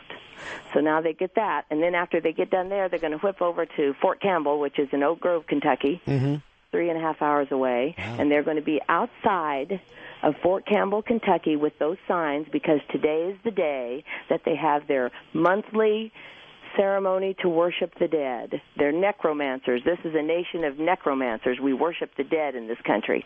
Well, and Jesus is dead. Let the dead bury their dead. Right. So but he said, the rest of that verse is, but you, me? You serve God. Let the dead bury their dead, but you serve God. Shirley, are you picking up more followers as your religion goes along? Well, I hope not. That'd be a bad sign. Yeah. Because it says, in these last of the last days, right? There's not going to be anybody clamoring after the truth of God. No. So if anyone wanted to join up with you, they would just be faking it. Just an enabler trying to get in. No, that's so silly. Stupid. Here's the thing. I thought I had one right. No, you don't have it right. No. You're just mocking, and you know it. But I'm good for that. Yeah. Because it gives me, I have to tell you how, it's because I greatly, truly appreciate the opportunity to tell you these words. Sure. So here's the right picture. If someone calls because, you understand the law of God is written upon the hearts of men. Sure. So when people see, it's that thing, that law of God that causes you, when you understand that fags eat each other's feces, you rise up and say, Naughton. Yuck. You understand? Some right. things are just gross. But I know a heterosexual guy who doesn't have a problem with that. Yeah, whatever. Right. Whatever. And if he's telling you about it, fag. whatever. Yes. There you have it. That's the face of America. Here's the deal for you guys. America. The face of America. America is Brokeback Mountain. That's what Fez told me today. Yes, because America is Brokeback Mountain. Have you seen that film? Hell no. Why would I watch it? It's a piece of tacky melodrama. But have you here? Except for the fact that this nation is determined to push fags, it wouldn't have gotten any attention at all. But I bet you'll cry at the end. What? I bet you'll end up crying at the end. Yeah, whatever. Even if you hear the soundtrack. The only soundtrack. reason I'd cry is because I had the stupidity to go in there and sit down in front of it. My boss made me go with him. Yeah, okay. He brought it up at dinner again last night. Yeah, okay. Now, but where were we? We were talking about something. Where's Paulo? Put him on now. Who? Oh, I thought you were married to Paulo. Who? I got confused with my guest. This is Shirley Phelps Roper of the Westboro Baptist Church in Topeka, Kansas. Now, Earl is a Baptist, aren't you, Earl?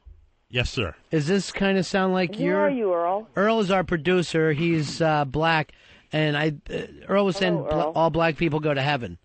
Well, Earl's mistaken about that, because I saw a whole bunch of black people yesterday who are definitely not headed to heaven. What about Jews? I got to tell you the irony of that thing yesterday, though. Yeah. Because since we said we were going to picket the funeral of Coretta Scott King, see, for a month or more since we went to picket the funerals of the memorial service of the 12 dead miners. Wait, why the miners? What did they do? Same answer, hon. Same answer. They don't serve God, and God executed judgment upon them. And so we, in an effort, out of the kindness of our hearts, to help them connect the dots. Now, every time someone dies, it's because they've done something wrong? Well, you know that the wages of sin is death. So Right. the short and direct answer is yes. But I'm talking about a special execution of judgment upon people who have not reached their allotted 70 years. Mm-hmm. And so on, and so. If one it's of your a punishing thing Yeah. that the Lord God is doing to this nation. If you, let's say one of your kids was to be killed in an accident, that would be because you did something wrong or they did something wrong? Exactly. Okay. Exactly. Now, all those miners' families, they were all piling into the church. They were in the church nonstop. What went wrong there? About them going into the That church? God would punish them when they were all obviously very church-going people and God-believing. Very church-going. You know what? I kid you not. 15 years we've been on the streets of this country. We've been in San Francisco. We picketed the funeral of that place. Of Randy Schultz. You understand? I'm talking to you about a lot of places where a lot of volatile emotions and things. I have never seen a reaction like we got out of West Virginia. I've never seen people, you get whiplash following those people. First they'll be talking to you about God, and in like 1.2 seconds, when you suggest that God has executed judgment upon them, they become screeching banshees, and they will identify for you on email and by phone hundreds of phone calls in that 4-week period. Wow. Hundreds. And they're going to tell you what they're going to do to you. They are going to kill you, and even worse. They're going to identify, I'm talking deliverance here. Mm-hmm. Yeah, I feel like I'm watching it. Yeah. Hey, do you like that one. The movie. The movie Deliverance, exactly. Do you have any more cool songs? Like my the Pope gosh. song? Yeah, we wrote some special ones because the black. By the way, I was telling you the irony of that. Oh. You understand? My dad pioneered civil rights in the state of Kansas. Huh? And 11 of the 13 children, my parents have 13 children, 11 of us are lawyers, and we helped my dad with that job. My dad was a lawyer besides being a preacher before he retired. Mm-hmm. Now he just preaches, and he's 75. So you understand, he didn't do that now. God he bless doesn't him. practice law. But he pioneered civil rights in the state of Kansas for legitimate minorities. That is, people who are identified by an immutable characteristic of being. God never said it was an abomination to be black. Right. Everyone is born a male or a female. They're not mud people. Everyone is born a male or a female, and you can even whack around on your private parts and mutilate yourself, but your chromosomes don't change. That story will never change. You're a male or you're a female. And so I'm talking about immutable characteristics of being. These fags, these perverts, are identified by a filthy sex act that they voluntarily engage in. Which one's that? All, and I'm not going to talk about them. Mm-hmm. All right, so mainly the feces eating stuff. Yeah, that too. Scat. So exactly. And people sit around going, oh, "That's not true. They don't do that. These poor little misunderstood sodomites." Yeah, whatever. Anyway, some of them even rub it on their now I'm nipples. trying to get you to understand, though, the irony of that scene out at Coretta Scott King yesterday at that funeral. So now we go from having the West Virginia miners, the hillbillies, calling us on the phone, telling us about their guns and they're this and they're that, and we're going to do this to your dead body. After we kill you, we're going to do blah, blah, blah. Okay? Now we've got the phone started ringing off the hook, and it was black people.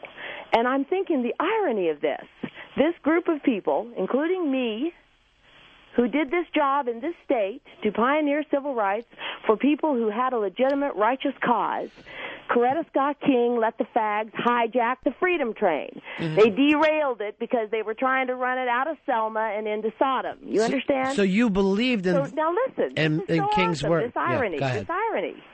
Martin Luther King Jr., who utilized the protest to try to convince a nation of the righteousness of his cause. Now you come around full circle to where we're going to stand outside that funeral of Coretta Scott King with some picket signs peacefully protesting. And I got these black people on here threatening to kill us, or even worse. It was hilarious. I'm thinking, what is the irony? Who could have written this script? The Lord our God has got all these details squarely in grasp, and I just think that being along for this ride is more than anyone could possibly be entitled to. Do you fear physical harm, or do you just laugh it the off? Lord God is in charge of us. All these freaks, just like even yesterday, a couple of dykes showed up to try to counter-protest us at that thing. Feces eaters. They want to be, yeah, and one of my daughters was talking to her. Look, she says, my daughter says to the dyke, fear God and keep his commandments. She gives her the last 2 verses of Ecclesiastes. Let us hear the conclusion of the whole matter. Fear God and keep his commandments, for this is the whole duty of man. For God will bring every work into judgment and lay open all your secret things, whether they be good or whether they be evil. So she gives her that little 2-verse thing there, and here's what the dyke says. You understand? She said, this is the whole duty of man. Duty. Old dyke girl gets here from there. Duty, did you hear that? Duty, she's into scat. I mean, that is you understand? What did they say? Romans 1 says this about that. Yeah. For this cause, because when they knew God, they glorified him not as God, and neither were thankful, but became vain in their imagination, and their foolish hearts were darkened.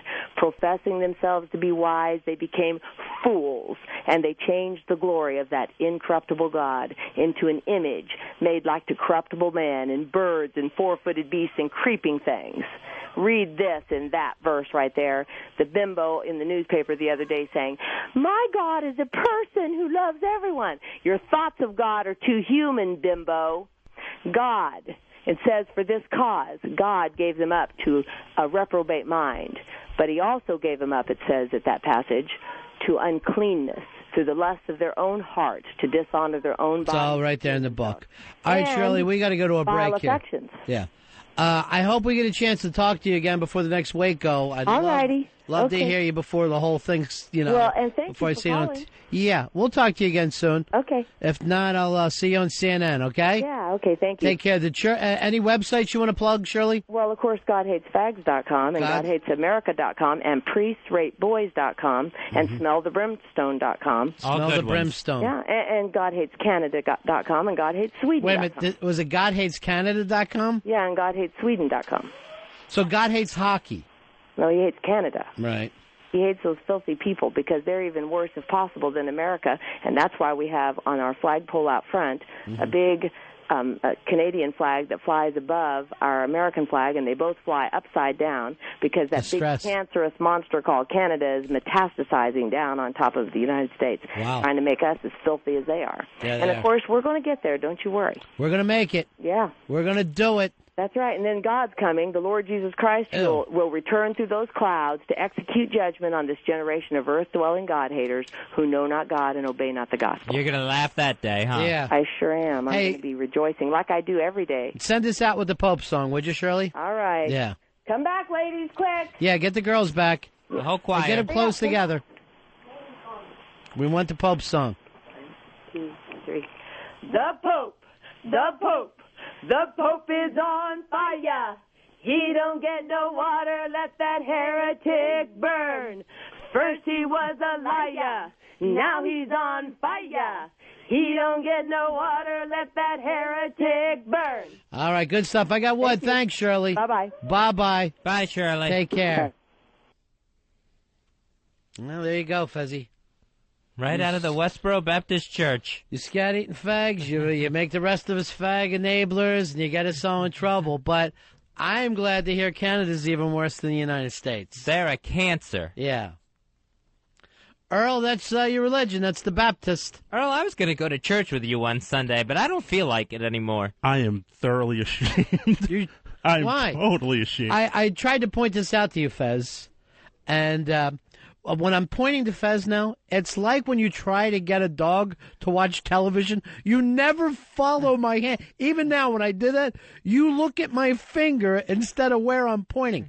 But why this was all going on, Earl had his Bible and was just holding it, and it was just like trying to get some comfort from it. Were you trying to hold it up like body armor? No, I can't even talk. I mean, I always go back to the Beatitudes. Yeah. It sums up everything that is completely wrong about her, and it just says, judge not and you shall not be judged, condemn not and you shall not be condemned, forgive and you shall be forgiven. Well, next time we talk to her, we'll have you do that. But for me, Earl, I can't get any wisdom out of that book because of how many nuts get all the jibber jabbers out of it. No, there is nothing wrong with the Bible. It is the... You see what it does? It's the nut bars who completely misinterpret the Reverend Lovejoy's family out there in Kansas are out of their goddamn minds. Next, join us in The Pope is on Fire. I mean, it's like, God loves, and like they got every website, everything is God hates, God hates, God hates. Jesus walks. Well, God does hate Canada. Let's all agree on that. It's too cold. There's the fact that Rush just took up radio for too long. And that's right in the Bible. God hates Canada. That's the one thing I understood that she was talking about. The minors, I was way off on. Now, I got to apologize. I know we had tons of call. How many times did the phones blow up? 4 times. 4 times. At least 4 times. 4 times while we were talking to her, the phones literally collapsed on us because of the amount of phone calls that we could not get to. But we'll have her back on the show. By the way, we want to thank Paranoid. He hooked us up with her. You'll hear his interview with him on Cosmic Circus this weekend. CosmicCircus.com. CosmicCircus.com is the name of it. I hope to start a website called GodHatesCosmicCircus.com. That's what I'm after.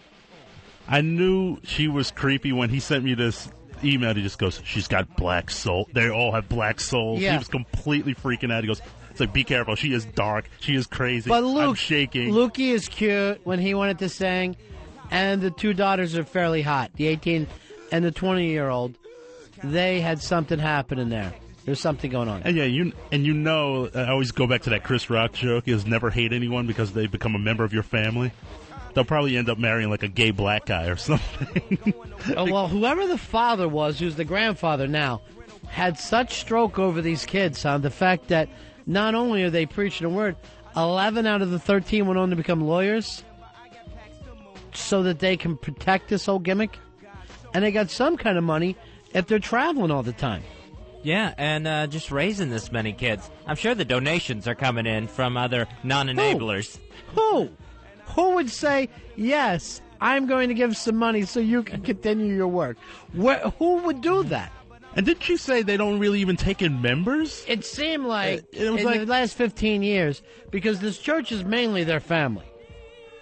So they could be out collecting under, other like, hey, I'm collecting for Jesus things where people don't know how hardcore that church is. But they're some fucking wild people, man. You were right on the money when you mentioned Waco, because that's where it's going to end up. Let's hope. Let's hope the thing Waco's up. But didn't you think she could have been Paulo's wife? She was that nutty. Oh, when you said Paulo, I was like, oh my God, this could be Gail. Yeah. Although the Pope song was catchy, and then the daughter had to say, "It's really from the roof is on fire." That's where we got it, because she loved that tune. And then little Lukey singing, "I want to fire, fire." He's adorable, and he's making his lava pictures with the evil guys. And then I got caught telling him his mom was batshit crazy. Don't say that to him. And then I felt like, oh yeah, shouldn't say shit to the kid. Shouldn't say shit. I like that lady, though. She was great. CosmicCircus.com this weekend. Paranoid, who hooked us up with her. Thanks for that, Perry.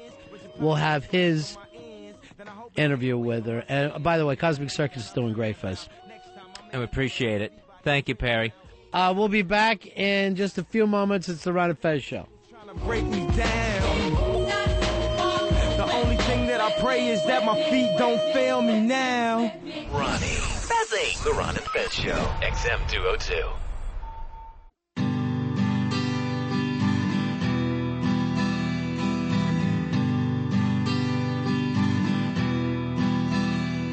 The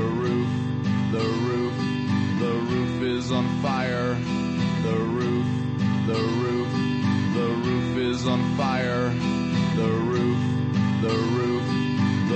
is on fire. We don't need no water, let the mother burn, mother. buddies? It's the Ron and Fez show. Just had my guest on, Fezzy, is just blowing up our phones 4 times, blowing up our emails. A delightful lady named Shirley Phelps Roper from the Westboro Baptist Church in Topeka, Kansas. She's doing good work out there, getting people to, the reason why they're in the news all the time is they always think of a new funeral to go to and fuck with the people that are at the funeral. They did it to the miners. Coretta King yesterday, she was, they find soldiers who are home from Iraq and they go there and protest the funeral, and it's freaked out a lot of politicians, Fez. Yeah, as she mentioned, 15 states are trying to pass bills that are going to keep protesters away from these soldiers' funerals. Yeah. Because her group goes out there and demonstrates, glad that there's dead soldiers, because those soldiers are defending a country that embraces homosexuality. Here's Alan. Alan, you're on Ron and Fez. Yeah, I just need to apologize on behalf of the state of Kansas. People like that should be feared. Well, if she was... To me, that defines the state of Kansas. Oh, no. Yes, that woman's probably going to end up becoming governor one day. Yeah, that's the problem. If she was just a little bit more eloquent. Yeah. Yeah. Well, she's a lawyer. That's the amazing thing. She and 11 of her, of the 13 children out of are lawyers, too, as well as being preachers. And some of the websites, Fezzy, that she's promoting today. Yeah, GodHatesFags.com. Yeah.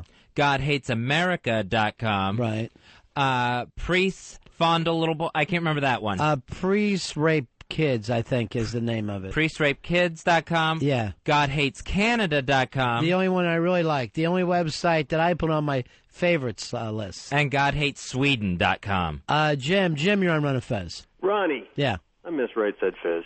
Me too. He was the best. Hey, buddy. Yeah. Why didn't you take this woman to task, buddy? Why? I raced from my car into my house, turned on my DirecTV to continue listening to the show, expecting, wanting you to say one thing that's please, Ronnie. No. Next time you have her on the show, you got to, buddy. You don't. Here's the thing. There's two types of people in the world, Fuzzy.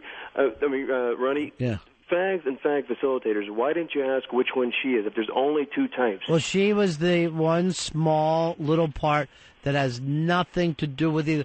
No, when you have somebody like that, and believe me, every day of this of her life, people are screaming stuff at her. It's better just to let her roll with it. Let her run. Thanks, Jimmy. I wanted her to just keep talking forever. It actually had to become painful to me before I finally let her go. Because if you start screaming at her, you're never going to get to the cool Pope song. Yeah, you're not going to get that, and you don't have any chance at all then to nail the daughters, which, let's face it, if you're a regular person, you've been thinking about a little bit. The picture in my mind of those daughters singing reminded me of those little Nazi twins. Remember when they put an album out? Prussian Blue. Prussian Blue, yeah. But see, they were younger. I see these two, they're a little older. I see as being the new Vanity Fair cover. I see one of them being tall and thin with little tits.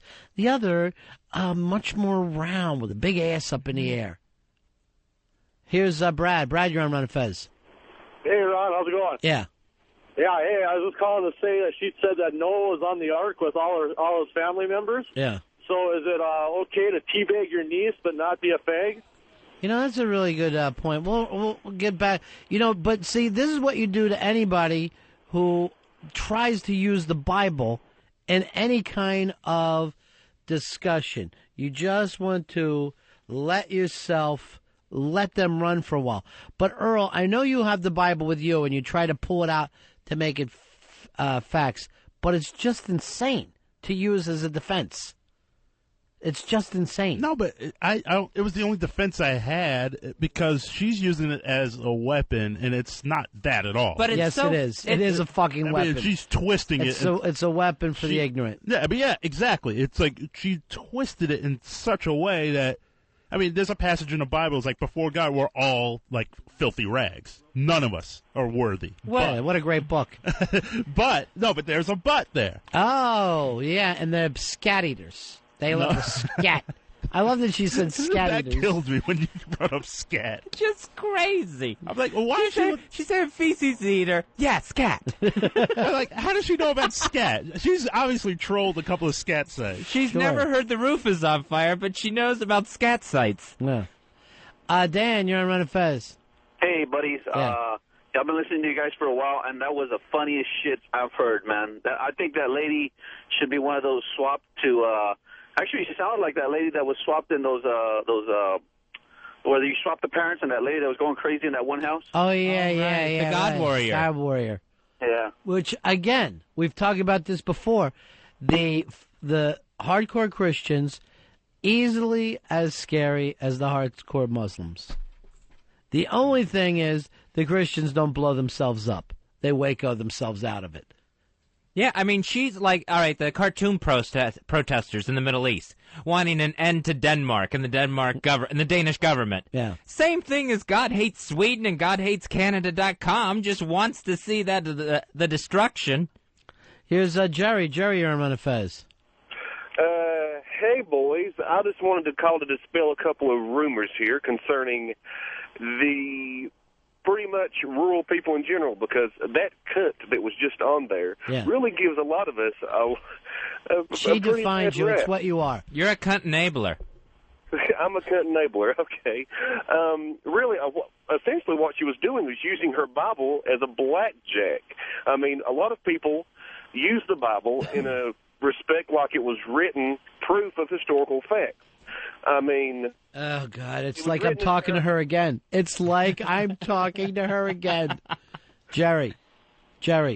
Yes. There's no proof of historical fact in that book. Well, that's what I was getting at. I was saying a lot of people use it in that respect, and, I mean, it was written in parables pretty much. But if anyone who follows that thing, I mean, when people say the gospel truth, it means that they believe every word in that book. And more people would agree to that than disagree with it. That's the truth. That is the truth. Here's Bart. Bart, you're on Ron and Fez. Bart, what's up, buddy? Going once, twice. Bart, we got you, pal? We lost you. We blew the phones up 4 different times while the woman's... I wanted to let Death Metal Mo on with her because he never calls us. And... just as I'm going to break and go to Mo, boom. I just watch everything turn blank. And, you know, Wiki's in town, and one of the things he wanted to find out is about what happens to our phones. Did you let him know, Earl? Yes, we let Mars know and we let Wiki know. I'm Yeah. trying to track down Wiki right now. Sure. He's back in the good graces. He's back where he's trying to bid. Seems like we're forgiven over the phone, over the plane stuff, I think. Yeah, it's good stuff. Here's Eric. Eric, you're on Ron and Fez. Guys, Yeah. I thought you were doing a skit. I thought you set that whole thing up. I had no idea that woman was for real. Yeah. I think when she dies, we should send a bunch of lesbians over to her grave and have them do some balloon knot eating on it. What do you think? They're scat eaters. They're Nice scat eaters. dung. Somebody Scat. just drop a big steamy dump on another chick's chest right on her gravestone would be awesome. But here's the thing. I mean, she would love it. Anything that happens, like when people, I know they want Fez and I to scream at her, but she gets screamed at every single day in her life. Every day they're going from one thing to another. In 15 years, she's not picking up any new people. It's just the nuttiest shit out there. Yeah, it's like if no soldier got killed in Iraq, then she's in the wrong somehow. You know what I mean? She needs soldiers to die there to prove that God has turned his loving face away from America. Apparently he never had a loving face. If you go by the amount of punishment he's been doing, he hasn't loved us maybe since Adam and Eve. That was the last time, right up until that apple got eaten, and he's been pissed off ever since. When you asked her who is in heaven, she had to go back to Noah to get a name. Hey, Tim. Tim, you're on Ron and Fez. How you doing, buddy? Hey. Yeah. Hey, Ron. How you doing, Ron? Good. Hey, I was wanting to see if you guys were going to make her the third mic. I think she'd make one of the best third mics ever. I'd love to have her in sometime. I'd love to bring the daughters in. That fucking baby factory she's running out there in Kansas. That hot little baby factory. I mean, normally, sexually, you can be with some freaky girls, and they're not going to be screaming out that the Pope is in hell. That's the kind of dark places I need to go every once in a while. I don't say I live there. I like to visit from time to time. You know those girls, halfway through it, they're just going to try to slice off their own eyebrows. They're just going to go nuts on you. They have been conditioned since the beginning, like little Lukey. Well, Lukey I had no interest in, Fez. I'll leave him with you, and I'll go running off with the daughters. I'm just curious, how old is she? Because 13 kids. She had to have started early. She probably started early. Yeah, she said her oldest was 27. And then Lukey's 3 at the bottom. And a couple of the sons that have kids, so she's got grandchildren. They're all starting early. Yeah, absolutely. They're out there in the fucking wheat fields of western Kansas. What else are they going to do? How about when she's saying, though, just the fact she's going, yeah, some of my kids really enjoy American Idol. Just the fact in the middle of your crazy fucking day, you know what I mean? That you're just walking around outside people's funerals with God Hates Fags, and then you go back and you're going like this. I hope Carrie Underwood wins. She's so nice. I'd rather her win than Bo. I just can't imagine. Every once in a while, they just get normal for a moment. And they were happy when Clay lost. When Clay Aiken Oh, lost. yeah. You know that they find gay people everywhere. You know what I mean? They're Richard Gere. You know what he did. You know what Richard Gere did. Hey, Sean, you're on Ron and Fez. Yeah, I was holding on for Ron or for the boys. That's us. Oh, sorry. Yeah. Good to see you, boys. Good. I am from Kansas, and I wanted to actually stand up for us for a second. I've had firsthand experience with these people. They'll picket anything. I mean, if they get bored, people aren't dying, they'll picket them. But the biggest thing that you got to be careful with these people is the fact they are all lawyers, whether or not they got their law degree off a late-night infomercial or whatever. But they all are lawyers, and they bankroll their entire operation by suing everyone in sight. They have people that'll stand on the outside of these crowds, and if anyone comes close to someone, if you even rub up against one of them, obviously if someone gets upset and shoves one of them, but you rub up against them, you say something that they find to be libelous or slander or anything like that, they sue people right and left, and that's how they pay for all this. Wow. I think they're absolute intolerant bigots, absolute hypocrites, and the fact that they hide behind their children when they do this is no different than throwing kids into the military in a third world country, putting a machine gun in a 7-year-old's hands. All right, I had no idea. I was wondering how they came up with the jack, and it's basically a bunch of slip and falls. Yeah. Every time somebody shoves them, I need $100,000. Yeah, their town's only 45 minutes away from us. I'm here. Kansas State's here, so we got colleges, and they'll come anytime a college does anything that they disagree with, of course, which is everything. Yeah, they'll football. send people in. Sure. But they have people on the outside of the crowds that sit there and watch everything, and they take notes, and they'll find out who you are. They're real good at what they do, and they have a lot of people doing this, but they've done this forever. It's disgusting, but like you said, I mean, as soon as they finally go Waco and burn their house down, everything will be okay. Thanks a lot, buddies. Punching out. It's their own law firm tracking everyone down. Nutty, Looney, and Sons. Well, it might not be tomorrow. It might be 10 years from now, but you will watch them on CNN. They will, there's going to be a piano pushed up against the front door. Little Lukey will be like 13, just shooting back. Well, what'll happen is the way she goes through the Bible, she's going to think she sees a sign that Armageddon is here, and then all hell will break loose with them. Where they think that it is Judgment Day according to their statistics and findings. I'm telling you, when anyone brings up end of days, I'm like, yeah, it sounds like it, bro. That's when I start becoming a believer. Oliver, you're on Ron and Fez. Hey, boys. Good morning to you there.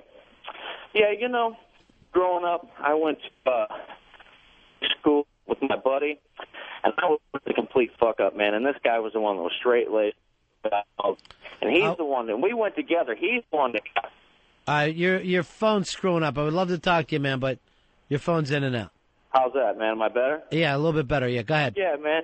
So he's a dude that when we went back, he's the one that got a little handful of Deuteronomy, and the juggernaut invading his space and time, and nothing happened to me. I'm the complete fuck-up. I wanted to ask her why that was. Can you imagine if Jimmy Martin got a hold of her? That'd be cool. Yeah, I mean, we could have sat there and called her nuts and blah, blah, blah. I'd rather just let her run with it.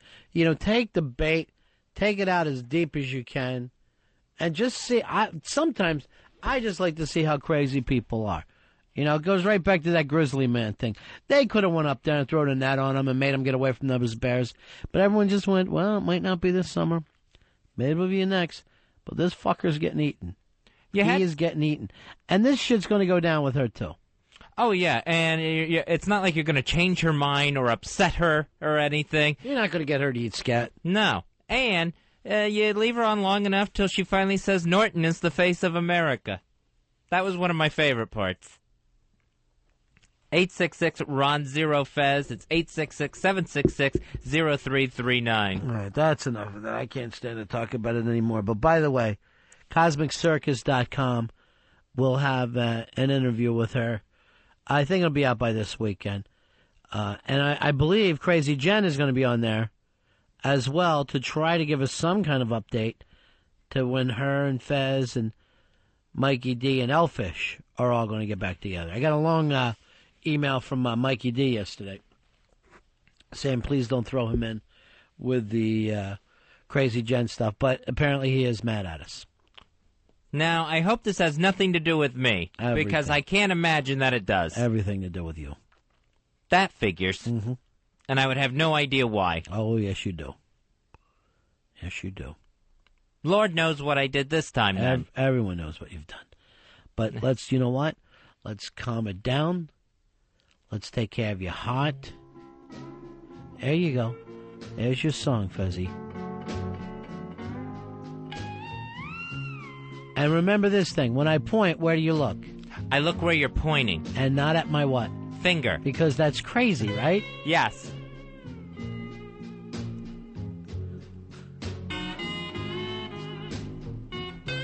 Didn't anyone ever point around you before? No, I guess not. Never, not too much. Never said, hey, look over there? I look over. It was the funniest thing I ever saw where that woman was talking. Earl is holding his Bible up to his heart. I'm dying for someone to see it. All right, look who's here. Eastside Dave, of course. God forbid. The guy has a hot dog stand. He takes his lunch. He comes into here. It's like a fucking nightmare every day. Anyone who wants a dirty water dog, forget it. That hot dog stand closes its umbrella and shuts down. I want to try to get a website called God Hates Eastside Dave. Oh, it's up already. .com. It's up. Hey, Eastside, how you doing? Hi, Mr. W. How are you? Eastside came up to borrow our Vanity Fair. He's it's now porn for the set that's afraid to ask for porn in the movie. Now they can just ask for Vanity Fair. Who else is in their topless? Sienna Miller is in their topless. You get the ass of what's her name? You have the chick from Match Point. Scarlett Johansson. Her ass is out on... and Keira Knightley. Yeah, which you really don't get to see anything but some side tit.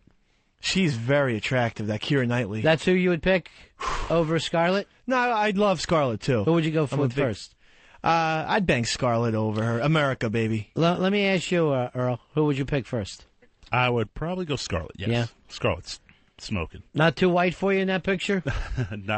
Not too white, no. Yeah.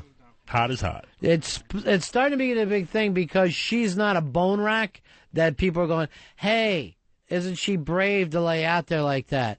I'm like, she's fucking gorgeous. How brave you got to be? And she shows the actual ass, too. Yeah. That's phenomenal. Yeah. Never seen that before. That Tom Ford, the gay guy that's with him, he's just sitting acting like he's not gay. And I'm going, you know he's not gay because he didn't mount that. I don't give a fuck how many photographers were there. I'd have to leap over and take a shot. You notice there was if it were like a straight guy, if it would have been a side shot, you would have seen the big boner popping through the pants. No, you wouldn't. Earl, I've never heard you say anything as dirty as boner before. Here's what magazine? Here's what's so sick. Earl says big boner, where that sounds broke back. When you start to worry about the size... No, I said a heterosexual guy. The size of Tom Ford's cock. No, I said his big boner. His big massive boner. Let me make this perfectly. I said a heterosexual... Just because you said it was a heterosexual guy doesn't mean it's not still fucking gay, dummy. No wonder no one calls the Black Girl sex line. You scat eater? You scat eating enabler? There's nothing wrong with If it was Bruce Willis on Entertainment Weekly, they'd show the Willis boner. Earl, Fez, which one looked better to you? Tall, thick and thin. Yeah. Who did you like? Did you like thin or thick? Neither one, really. I would step over thin to get the thick in that picture. It's the ass. Like, to actually see the ass, I could just envision myself, Mom, turn the radio down, putting my hand between the cheeks and just flipping it back and forth like pancakes.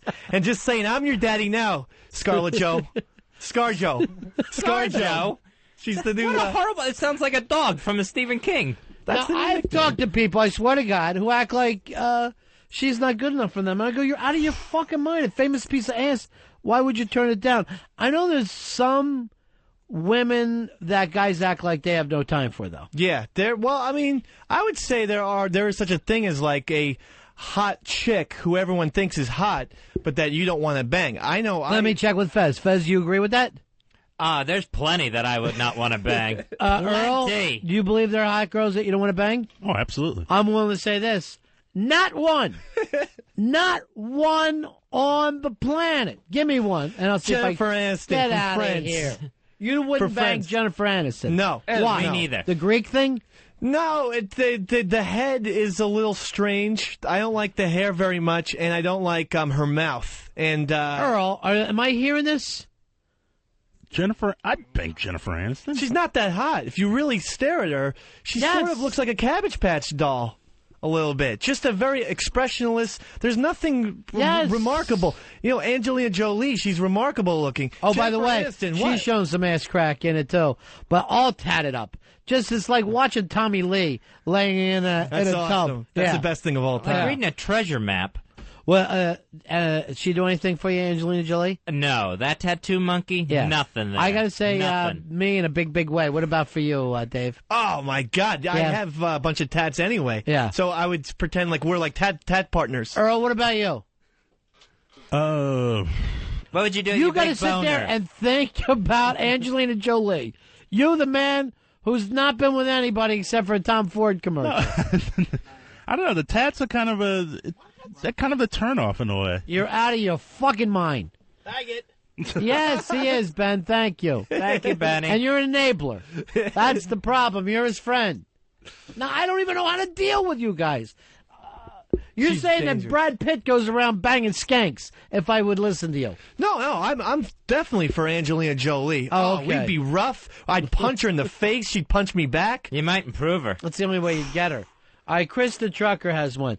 Chris, you're on Ron and Fez. Jessica Simpson, that dumb fucking twat, I would not bang Yes, her. she's dumb, but you still wouldn't bang her. Oh, fuck no. She's too goddamn dumb. Agree. Strong jaw, right? There has frog mouth. She's got a stronger jaw than Sly, for fuck's sake. And she's going to be in the next Rocky, I'm sure. And you would not be with Jennifer, what's her name? Jessica Simpson. I wouldn't spank it to her, no. Yeah. These are all people I'd spank it to, because obviously... But would you nail this chick if you had the opportunity? No, I wouldn't. Get the fuck I out wouldn't of here. do it. Get out of here. I don't like her show, too. There's that Her show cheesiness fact. stinks. Her band stinks. Everything about her life stinks, and I'd fuck the shit out of her. Wouldn't even think twice about it. Here's Robert. Robert, you're on Ron and Fez. Hey, man, I couldn't throw it in Shannon Doherty, man. She's nasty. Oh. Yeah, she's annoying. She's a pain. Tara Reid. Yes, I'd still bang her. Tara Reid? Nope, no Tara Reid. All right, Fez? No way, my dick would get drunk just fucking her. And Earl? No, just a mess. Total mess all around. Her hair looks too fake these days, and the boob job just really kind of made her into... Maybe I'm crazy. I'll show up with a drunk dick somewhere, because I'd do her in a heartbeat. In a heartbeat. She just seems filthy. Yes, she is. She's filthy. So what? What are you, Mr. Clean? Here's Andrew. Andrew, you're on Ron and Fez. Hey, guys. How you doing? Yeah. The one chick that my friends always wanted to bang, but I never understood, was Anna Kournikova. I mean, Oh, that's because you like guys. So, you can't even win a test match. Who wants to play tennis with her? I totally agree with this guy. I could be with her for 10 years, and we'd never even see a tennis court. I agree with this gentleman. She's a tennis player. I want to bang a champion. I'll go so far as to say I'll bang Navratilova. I'll spank Navratilova left and right, but no non-champs. She's only made it to the semifinals once. You're out of your mind. You're thing. just trying to be outrageous No, today, not. because your fucking logic doesn't even make sense. Her face looks a little bit like Don Zimmer's if you look closely. No problem. No problem for me whatsoever. Bo, you're on Ron and Fez. Yeah, the first thing that comes up to me is, I think she's been brought up on here before, but Sarah Jessica Parker got to be the ugliest hot chick around. I can't fight that one, but would you do her is the question. I'd throw it to her. Why not? Yeah. I'd throw some pre-cum on her, right. but I would... Stop it. Just, I don't know why you're trying to be shock guest. No, okay. Just be a normal person. From Leaving Be a human Las... being. Well, what was in the Cage movie? Honeymoon in Vegas? Yeah. I did, like, spank at least pretty 3 hot in times that, yeah. into that. But by the time she got to Sex and the City, she was always screwing around with her hair, and the shorter her hair got, the more, she just became pitiful looking in my Fez? opinion. No way I'm riding that horsey. No way. What about her husband? Here, Earl? No, I wouldn't do Sarah Jessica You're Parker. out of your fucking mind. Not at You all. do any white woman. You would do it. There's not a white woman out there. I've seen what black guys date. They date 450-pound women. I know you would go with Sarah Jessica. We You like would- healthy women. What are we going to do? If we had the world's fattest woman, you'd take her to the Christmas party. If she was blonde, you'd have your arm around her. Oh, who's your date? Dates, plural. Hey, Jeremy, you're on Ron and Fez. Buddy. Yes. Madonna. No way. Yes. No. Let me. Maybe back in '81, yes. Now, no way. Who are you not to bang the billionaire pop star? How could you not? Just to tell your friends. Fuck the same chick Sean Penn did. I'd try and stick my thing in her gap teeth. So that's a good thing. So that's a yes. Earl?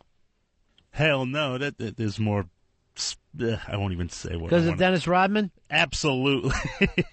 She broke it. He after no one wants sloppy seconds after Rodman. That's disgusting. I'd be right there. There could be remnants, and I'd still fucking do it. There could be remnants of Rodman. Hey. I'd be one of the Detroit bad boys. Under the boards with Rodman. Fez? Skank of skanks, no way. I wouldn't be surprised to see that whole box of hers fall out on the Grammy stage tonight. Oh, my Lord. Plus, she's also now married to the Tarantino, the English Tarantino ripoff. Yeah. So actually, that's points off. So I take back my gap tooth banging. No Madonna. There's something wrong with your logic. There's something, Dave, that I don't know if you think to yourself, hey, I'm going to be the crazy guy on the show. I'm going to be the lunatic. Remember we were talking about the other day, Fiona Apple. That's a great-looking chick, and she's cool. Oh, well, I would love to chop her up into little pieces. She's I'd one bang of the her so hard. people that people all put down and act like, oh, she's too crazy or she's too thin. She's one of the best of all time. Yeah. Fez, Fiona Apple? No way. No, not happening there. I just don't see any attractiveness whatsoever. She's hot. Earl? I don't know. I love that. I love the crazy hot chick. It is so sexy. Earl just told me in my headphones the phones exploded again. They broke down again? They broke down again. It's like, what, are we up to 5 times during the show? 5 times, yes. Yeah. So you can't reach Wiki anyway, right? He's right next to me. Does he know how they work? Yes, he's aware of it, yes. Yeah. Does he see that it slows down the show? Yes. Does he hear how crazy Dave's talking when he stops by? Yes. Too much for me. Bill, you're on Ron and Fez. Hey, Bill. Yeah. Go ahead, buddy. Oh, sorry, pal.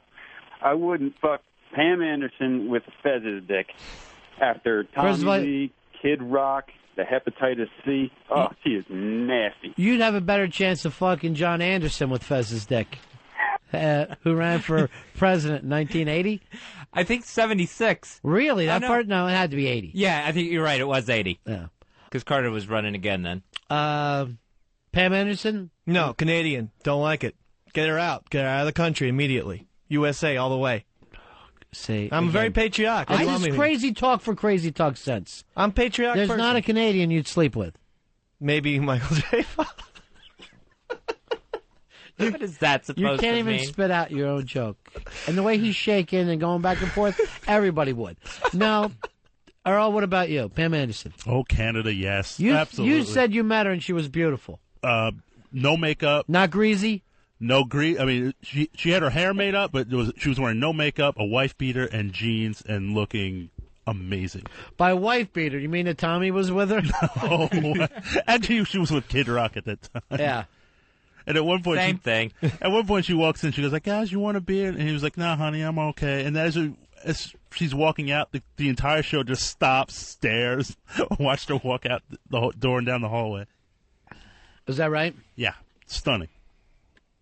Here's Steve. Steve, you're on Ron and Fez. How you doing, pal? What's going on, Ronnie? Hey, buddy. I want drug tests for everybody except for you. These guys are all crazy. I don't even understand it. I don't understand the things. It's called Taster's Choice, sir. What's it's that called, mean? Whatever. It's called not everyone drinks down every cup of coffee. I Not will. everyone bangs every single broad. Yeah. Hey, There you are some do of it us for who the are classy, my friend. You do That's it for the gay. That's story. another word for gay. Hey, I would do it. I would do Venus and Serena's mom just to entertain a few people at a party. Yeah, me too. I got to go there. I'd be with Venus's mom, too. Sight unseen. And I would not Mrs. attend. Williams. I would Yeah. definitely not attend that party then, because I'm an You're not upper. going to attend any party.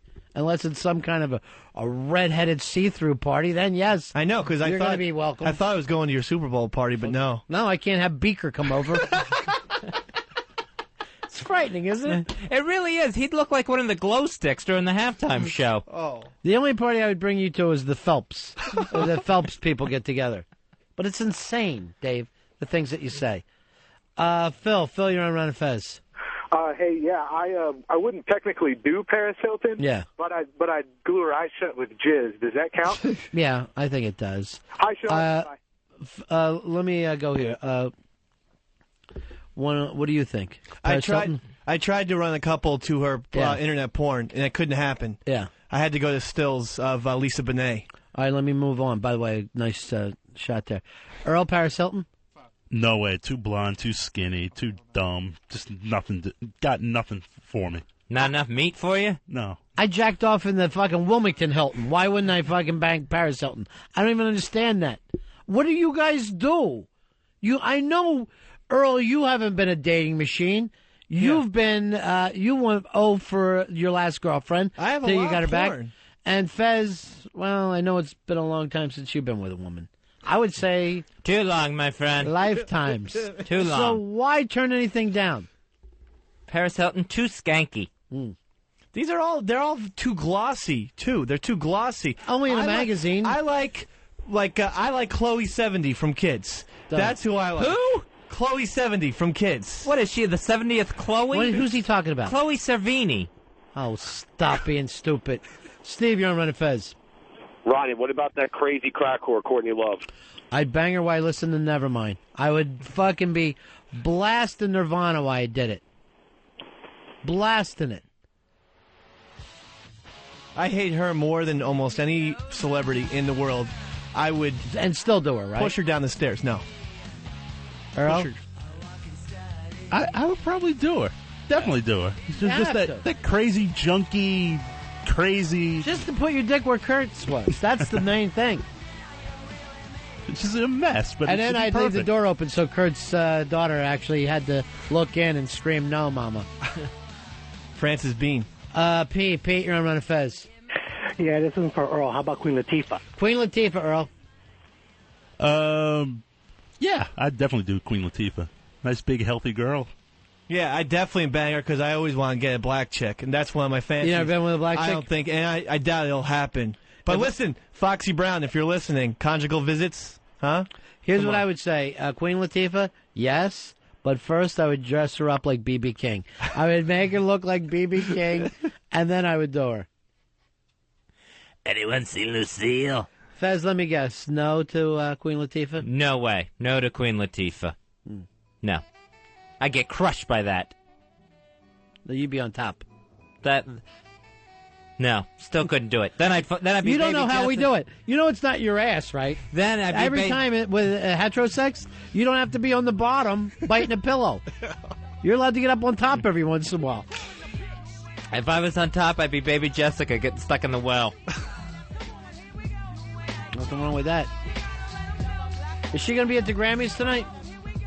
I think so, because she's plugging a new movie, so everyone that's plugging something's going to show up. Who's all performing tonight? We definitely have Sly and the Family Stone.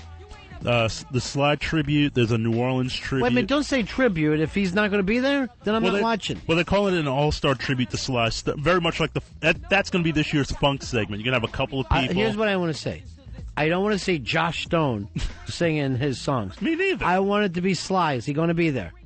Not waving from the audience, looking like a crack hoe. The producers have said Sly and the Family Stone will appear and perform. And Madonna's opening, right? She's doing like this weird little medley with the Gorillas, even though the Gorillas don't actually exist. It's going to be like cartoons? Yes. Kind of an interactive opening. That's the thing is, the awards part stink, but they have been getting really good bands and like good performances there. And then, they throw it to Toby Keith and everybody can go, what are we watching? I love it when they're like, here's Kanye West and Toby Keith. And trying to act like that makes sense. I remember the one year they had Tupac and Kiss. Tupac just comes out. He's like, "Yo, I found these guys backstage," and it's Kiss in full makeup stumbling onto the stage. Yeah, it doesn't even make sense. Forcing worlds to collide. Yeah, that's exactly what they do. Remember, it was like Busta Rhymes and Martha Stewart. They do that shit on purpose. Well, Busta. Hey, Turtle, you're on Ron and Fez. Mahabone, Ronnie, I don't get it. These guys are turning down pussy. Are you with the room full of the sissy boys there? I think I am. I'm all man, sir. And I could run a no hands mystery batch to any of those ladies. Yeah, me too. There's not one I couldn't. I find chicks like on the subway every day to work. I always try and grind into them, and then if the subway stops short, I try and hit into them real quickly with my pelvic region. I find the chicks on the subway hotter than a lot of the made-up chicks in Hollywood and whatnot. Yeah, but now you're coming off like a rapist. Well, you're seeming like a little bit like a rapist. We all have our groups that we belong to, Mr. B. Let's see. It's not a personality flaw. It's a crime. Did you bring any dirty water dogs up with you today? I'm starving. No, but you hungry today, I'll get on Fez? that. I'm a little bit hungry. Okay, I'll get on. But you're still full from that bass last night. Fezzy has gotten away. We used to, no matter where we went, Fez would be like, "Yard steak of the poorhouse," and now he has to order the menu. He's never really looked at a menu until post-heart attack. It's bizarre because now I have to read the damn thing and make choices off of it, where it was always just so easy to get the biggest steak on the menu. But now you're experiencing food, not just constant steak. Yeah, so I had the striped bass last night. Yeah. And never would have eaten that in my life. And it was delicious. Yeah. It was the best bass I've ever had. That's good. How about a salmon? A little salmon for you, maybe? Baby steps. Okay. Salmon's delicious, Fez. You'll like it a lot, but sometimes you also have to ask how these things are prepared. Because I had the salmon up there, and it tasted very sweet, like there must have been some kind of coating on it. Oh, like some sort of glaze or something. Yeah, I don't know what it was. Yeah. I really don't know what it was. I try to go by the menu to see something that's not in a sauce or something like that. That's what I try to look for now. I love a sauce. Sauces are great. Sauces and gravies. If it was up to me, I'd be a saucier. I'd just be making sauces constantly. That's one person's actual job, just to do sauces? Mm-hmm. Really? Yeah. Yeah. That is amazing. It's a French thing. Saucier. They were the most creative people. Yeah, from it's my very difficult. Restaurant experience, because I worked in the restaurant, and they were usually the most creative people. They would, they could make their sauces into like a painting on the plate. It was very cool. Right. Like they can do like a Van Gogh painting of sauces on the plate. They're pretty amazing people. Yeah. Well, you look at this thing now, Fez, now it's a whole new lifestyle for you. Now you should really quit the other lifestyle. It's the one thing I agreed with that crazy Kansas woman about. Smoking? Cock smoking. That's the term. I heard that. Yeah, so I just had total confusion. What are you giggling at? The cock smoking. That was great. That was funny. Yes, we all heard it, Dave. Sorry. I apologize. You just giggle listening to the show all the time? Yeah, all the time. You're one of those people who go, how come you and Fez never laugh? I try not to laugh. When I'm in here, when you have me over. All right, let me see if I can make you laugh in 10 seconds, all right? Ready? Cock smoking. Did it.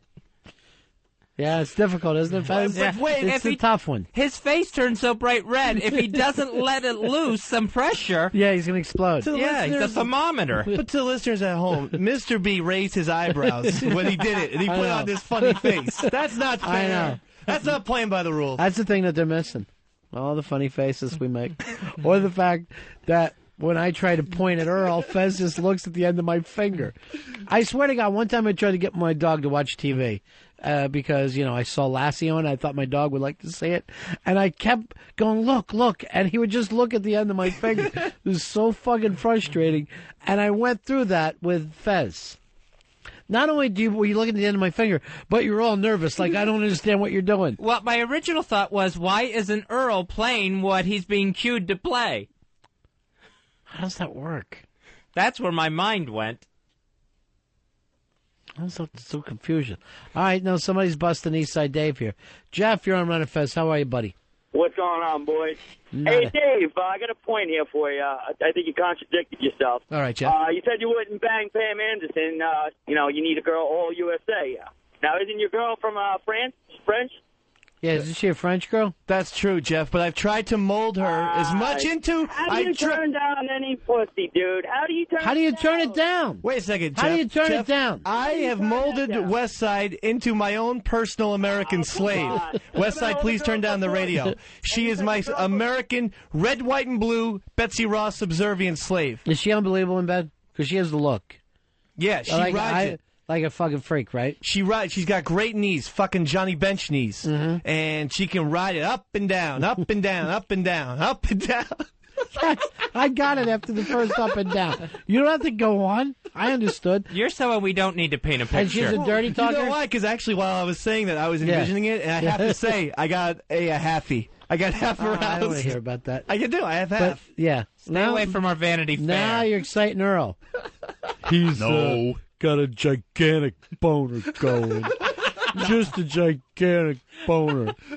And by the way, I told Earl some of the things. I got upset when I got the email from Mikey D last night, but I don't have all the facts. So I came in to talk to Earl about it, and I started saying, here's some of the things. And Earl yelled at me before the show, "That's my personal life." And it just seemed so unfun that I'm like, why you make a big deal about it? You don't like anybody fuck with your personal life, though, huh, Earl? No, not at all. I didn't know. No, but who wouldn't, really? If someone's taking shots at you or, It's not shots. He's just saying. No, it's just... And, he's our friend. And Fez fucked this thing up again. So we got to be careful. At all times, we have to watch out for how many friends we lost. All right, let's get back to West Side. She a dirty talker? Yeah, I've cultivated her into that. Yeah. Which is nice. I do an impression of her while the rest of us listen. I usually have to initiate her while I'm banging. We'll pretend that this is me banging, and I'll say to her, please turn this radio down now, mother. Fuck my pussy. Say that. Yeah. And then she'll say, fuck my pussy. How did she say it?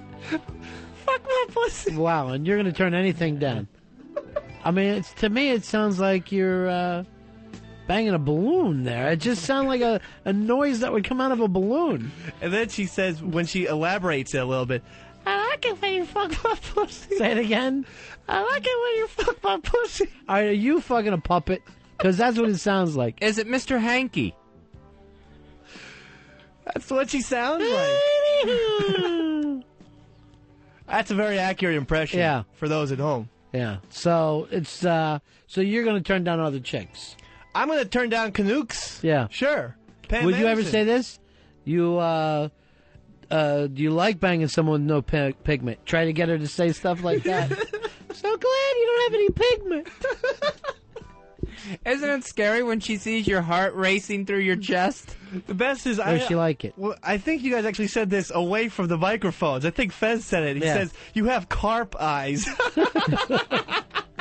Why would you say that to him, Fez? I don't remember saying it, but it is true. He said awful blue fish eyes, like a carp. You have carp eyes.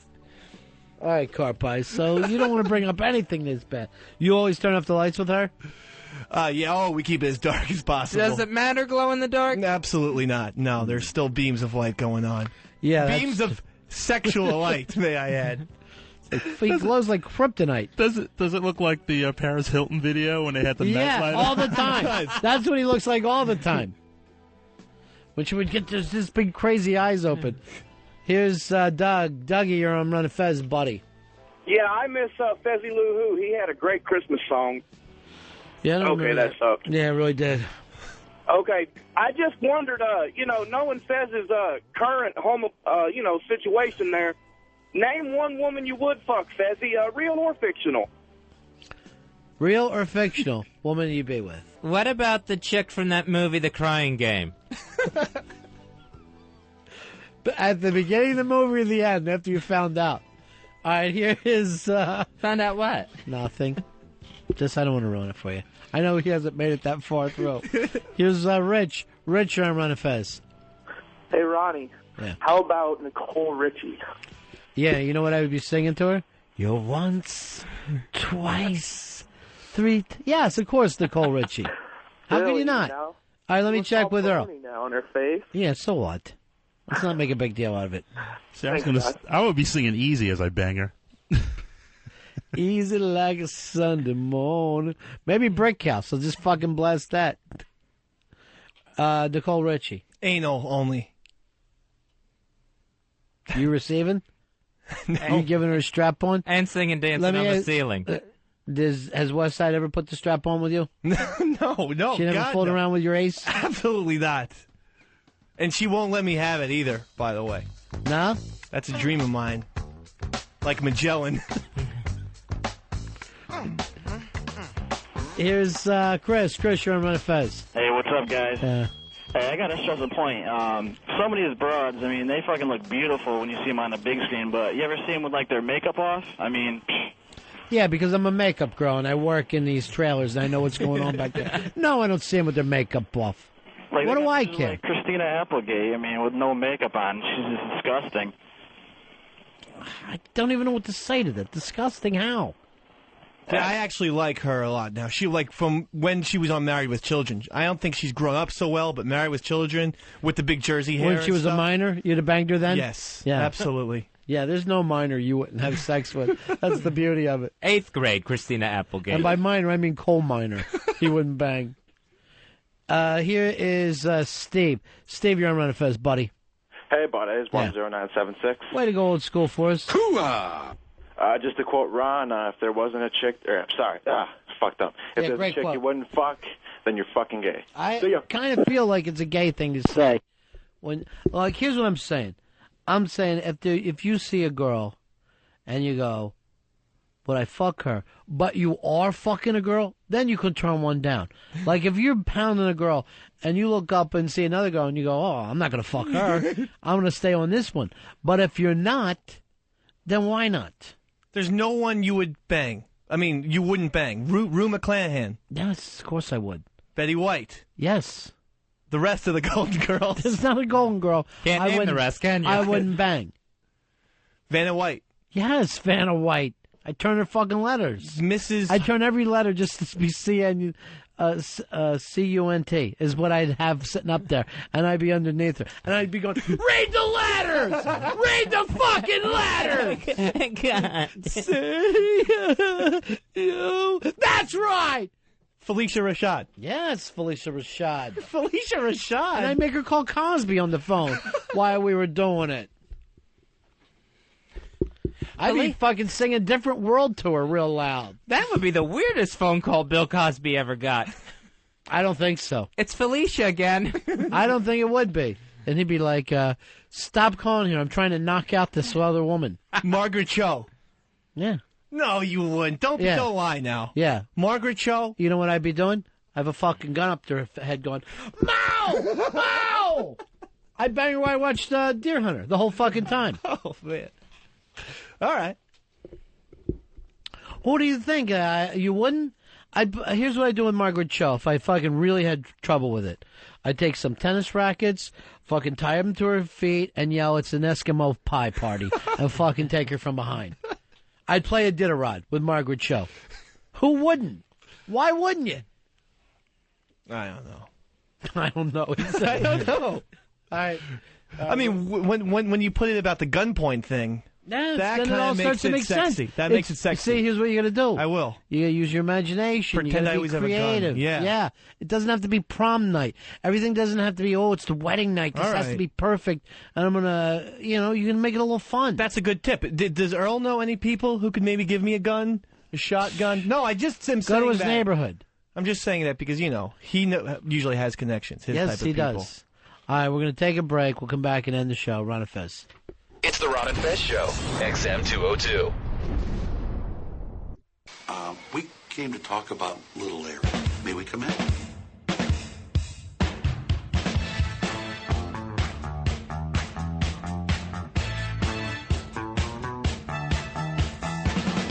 I'm a smooth people love the pussy. The cover here's my black man service. What? They'll be hanging a dwarf live on stage. Fat, drunk, and stupid is no way to go through life, sir.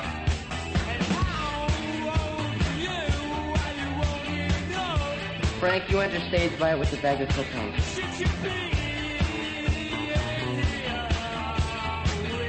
Is this some radical new therapy?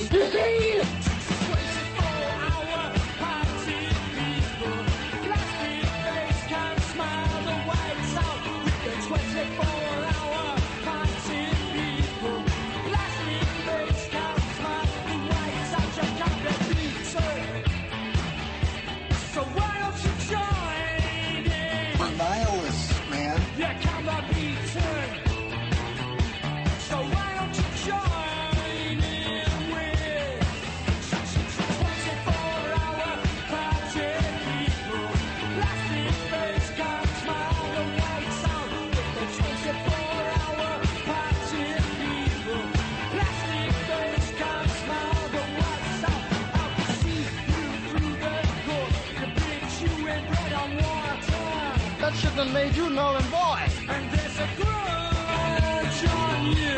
You know you're not ought to have. Yeah, step out the car, please. You'll be running around the racetrack. You'll be running around the racetrack. Put down the weapon of mass destruction. That murder to bed, to bed. Put that murder to bed. Shut up and smoke that. It's the law.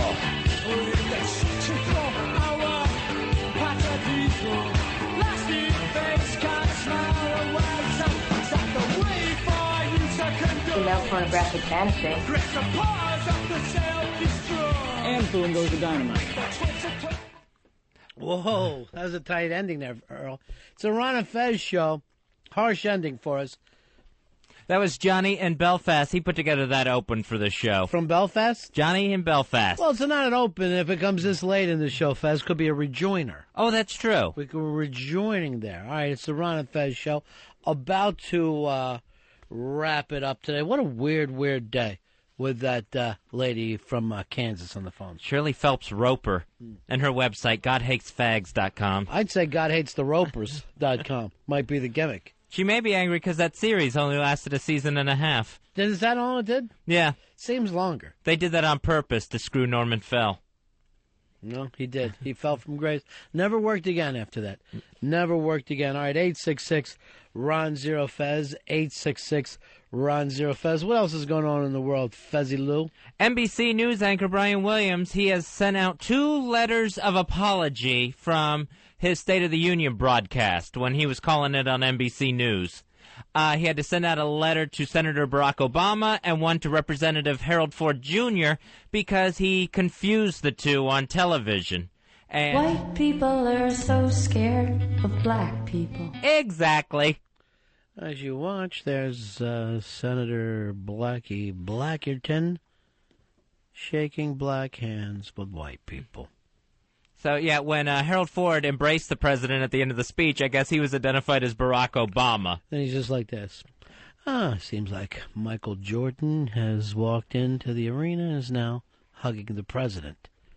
There's Willie Mays and all of the Temptations. Now, the odd thing is, with Brian Williams, this is the second type of apology like this he's had to make. When he first got the anchor chair from Brokaw, he had to send out an apology letter because he said that diversity in the newsroom is not a big deal. That's not important. Well, you always feel that way when you're white. I've always said that. I go, diversity in radio, who really needs it? I don't want to see any women or black guys. It really should be a white guy's job. Now, an update on the cartoon contest that the Post is having in Iran for cartoons about the Holocaust. This is the Baghdad newspaper. They said because the Danish people are running stuff about Muslim beliefs, that they would now run some funny cartoons about the Holocaust. So they're running a contest, and they've announced the grand prize. The top 12 cartoons, and I'm sure they're getting inundated, go to heaven. They get $280 in gold coins. That is the grand prize going to the top 12 winners. First of all, wouldn't you think one gold coin would be more than $280? Yeah, you would totally think that. And it's like, I don't know whether you could just buy food for a year on that. $280, you'll do pretty good for yourself. Now, if you look up, Fezzi, they are still today protesting over there. One of those signs that went by just is an Iranian guy, and it just says God hates Canada. And I don't know whether that's catching on, but it seems like it's picking up a little bit. Yeah, I think 4 more dead from these cartoon protests. 4 more dead. 4 more dead. And our president called the Prime Minister of Denmark to lend his support, saying, hey, we're with you. Anything we can do, please let us know. Let us know. We'll bomb the shit out of those people. So even though the Vatican said that Denmark was wrong, our president says, we're with you. Yeah, even though our government has also said this is wrong, we're still supportive of the people of Denmark. Right. So I guess we're against the newspaper, but not against the Danish government. Now, here's a woman who's written a book called The Trouble with Islam Today. Good luck staying alive, honey, with that title. This is Rushdie's little sister. She'll be going into hiding. Also going on, did you see the piece of artwork in Belgium called the Saddam Hussein shark? Yeah, that was Saddam. It looked like the shark bit that they had in, like, Lucite or something. Yeah, it's in some sort of weird liquid or something like that. Yeah. And it's Saddam Hussein, and he's suspended in liquid, handcuffed behind his back. And it's like a wax museum type gimmick with him, except for that he's set up like that shark. Yeah, and he's only wearing his underpants, and he's got a noose around his neck, and it's called Saddam Hussein Shark. That has been banned by the mayor of that Belgian town, because he doesn't want to offend any Muslims with it. Smart idea. Once those pictures are out, though. Do not come here starting trouble. I'll tell you, I've never felt better when the Muslims mad at Denmark. I wish they would get mad at Peking. Just as far as they can get it from me, I'll be happy. It really feels actually comfortable to have another country with a target on it for a change. Doesn't it? Doesn't it feel nice? Now I know what Canada feels like. It's got to be like, hey, watching a fight instead of just being in one. Yeah. Got to be a nice feeling. Well, you're having it. Yeah. Mayor Ray Nagin of New Orleans, he's going to seek international assistance because the U.S. aid hasn't been sufficient enough to get New Orleans back on its feet. Yeah, Earl, how do you feel about that one? This is the guy who said New Orleans will be Chocolate City again. Apparently says he hasn't gotten the help that he wants out of Bush and the federal government, so he said he is ready to ask the world for help to see if other countries would be willing to come into New Orleans and help rebuild it. I don't have any problem with it. If our own government can't get its act together and help them rebuild, why not? I mean, give us a chance, I say, before you take it outside.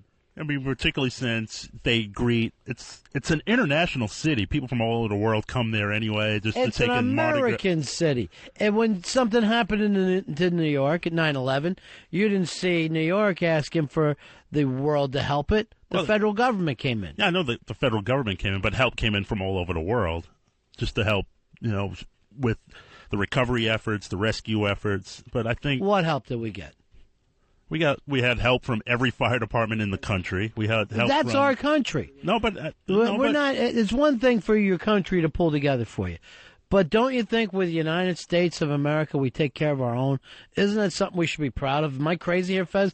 Am I a little too old-fashioned with the stars and bars? It's a little embarrassing because the countries Ray Nagin is going to he's gone to the King of Jordan to get help from the Middle East on this, and France. He wants help from the French. Well, France must love New Orleans. It's one of the few, probably the only place that you have a lot of French-speaking people. Yeah, I think the mayor of New Orleans said that the French really took New Orleans being destroyed personally. Yeah. Just seeing it as their own.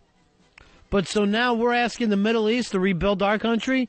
I'm the only one who finds this a little cringy? It's a topsy-turvy world now. No, it's a direct shot at the Bush administration, in my opinion, at the federal government. Shame tactics? Yeah, basically, like, you know what? Because from what I've heard, a lot of the money that they were promised isn't coming in. People are still displaced. Areas haven't been cleared out yet. And a lot of places don't even have fresh water yet or electricity. So Jordan is going to take care of that for us. King Abdullah II. Come on, Earl. Come on, buddy. Let's pull together. Let's pull together on this. Is that too much to ask? Hey, Mike. Mike, you're on Ron and Fez. Hey, Mike. Hey, how you doing? Yeah, good, man. I have a problem with New Orleans. Fuck them. You know, everybody else in the world wants to take care of themselves. They're looking for handouts. Well, they got hit by a hurricane.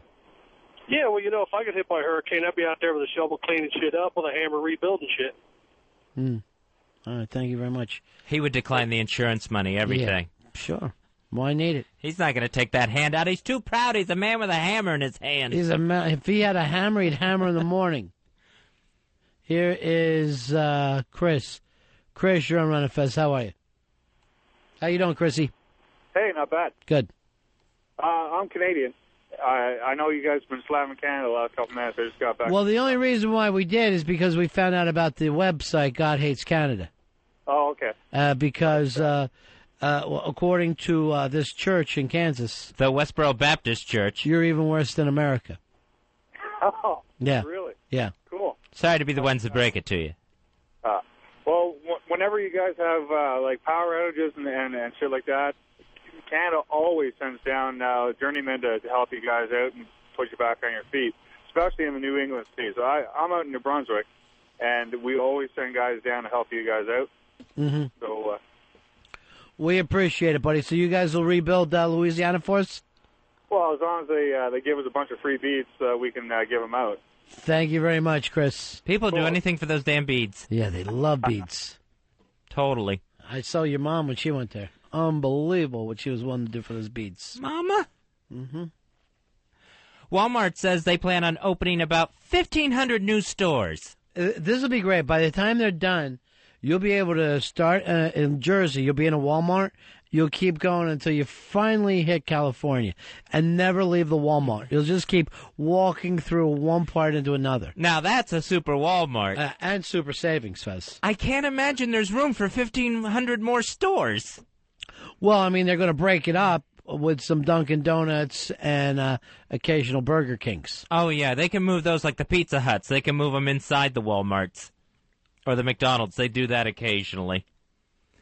Scores, the overpriced titty bar, they've been indicted for stripping millions of dollars from the government by setting up sham companies to skip paying their taxes. This one shocks me, Fezzy, a titty bar not paying their taxes. It's unbelievable to think something like this could even happen. I'm stunned. It's got to be the first time in the history of skin industry that they haven't paid their taxes properly. Usually they're all on the up and up.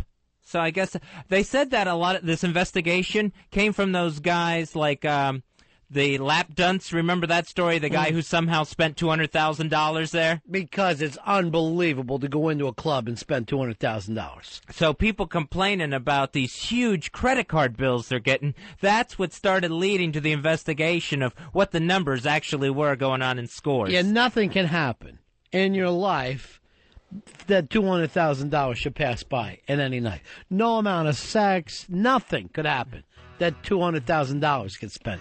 That's insane money. All right, I can't believe the music already. Grammy Awards are tonight on CBS. That's your TiVo alert. Fezzy wants to send out an apology to Crazy Jen, Mikey D, and our good buddy KOP. Much apologies. Let's hope everything's back to where it was before. We got nothing but love for the world, Fezzy, me and you. I want to love. We love the people that are our friends. Earl, Yo. We love you too. We love you too. Love you, Black Earl. Tomorrow, Earl, it's going to be XM Earl. XM Earl tomorrow. We start with an opening to the show. No crazy talk. No holding the Bible in front of you. You're just going to be on the ball tomorrow. She got me so riled up. I was so I know angry. she did. First time at home fun, it's GodHatesFags.com. All right, guys, we will see you tomorrow right after O&A. Thank God for O&A.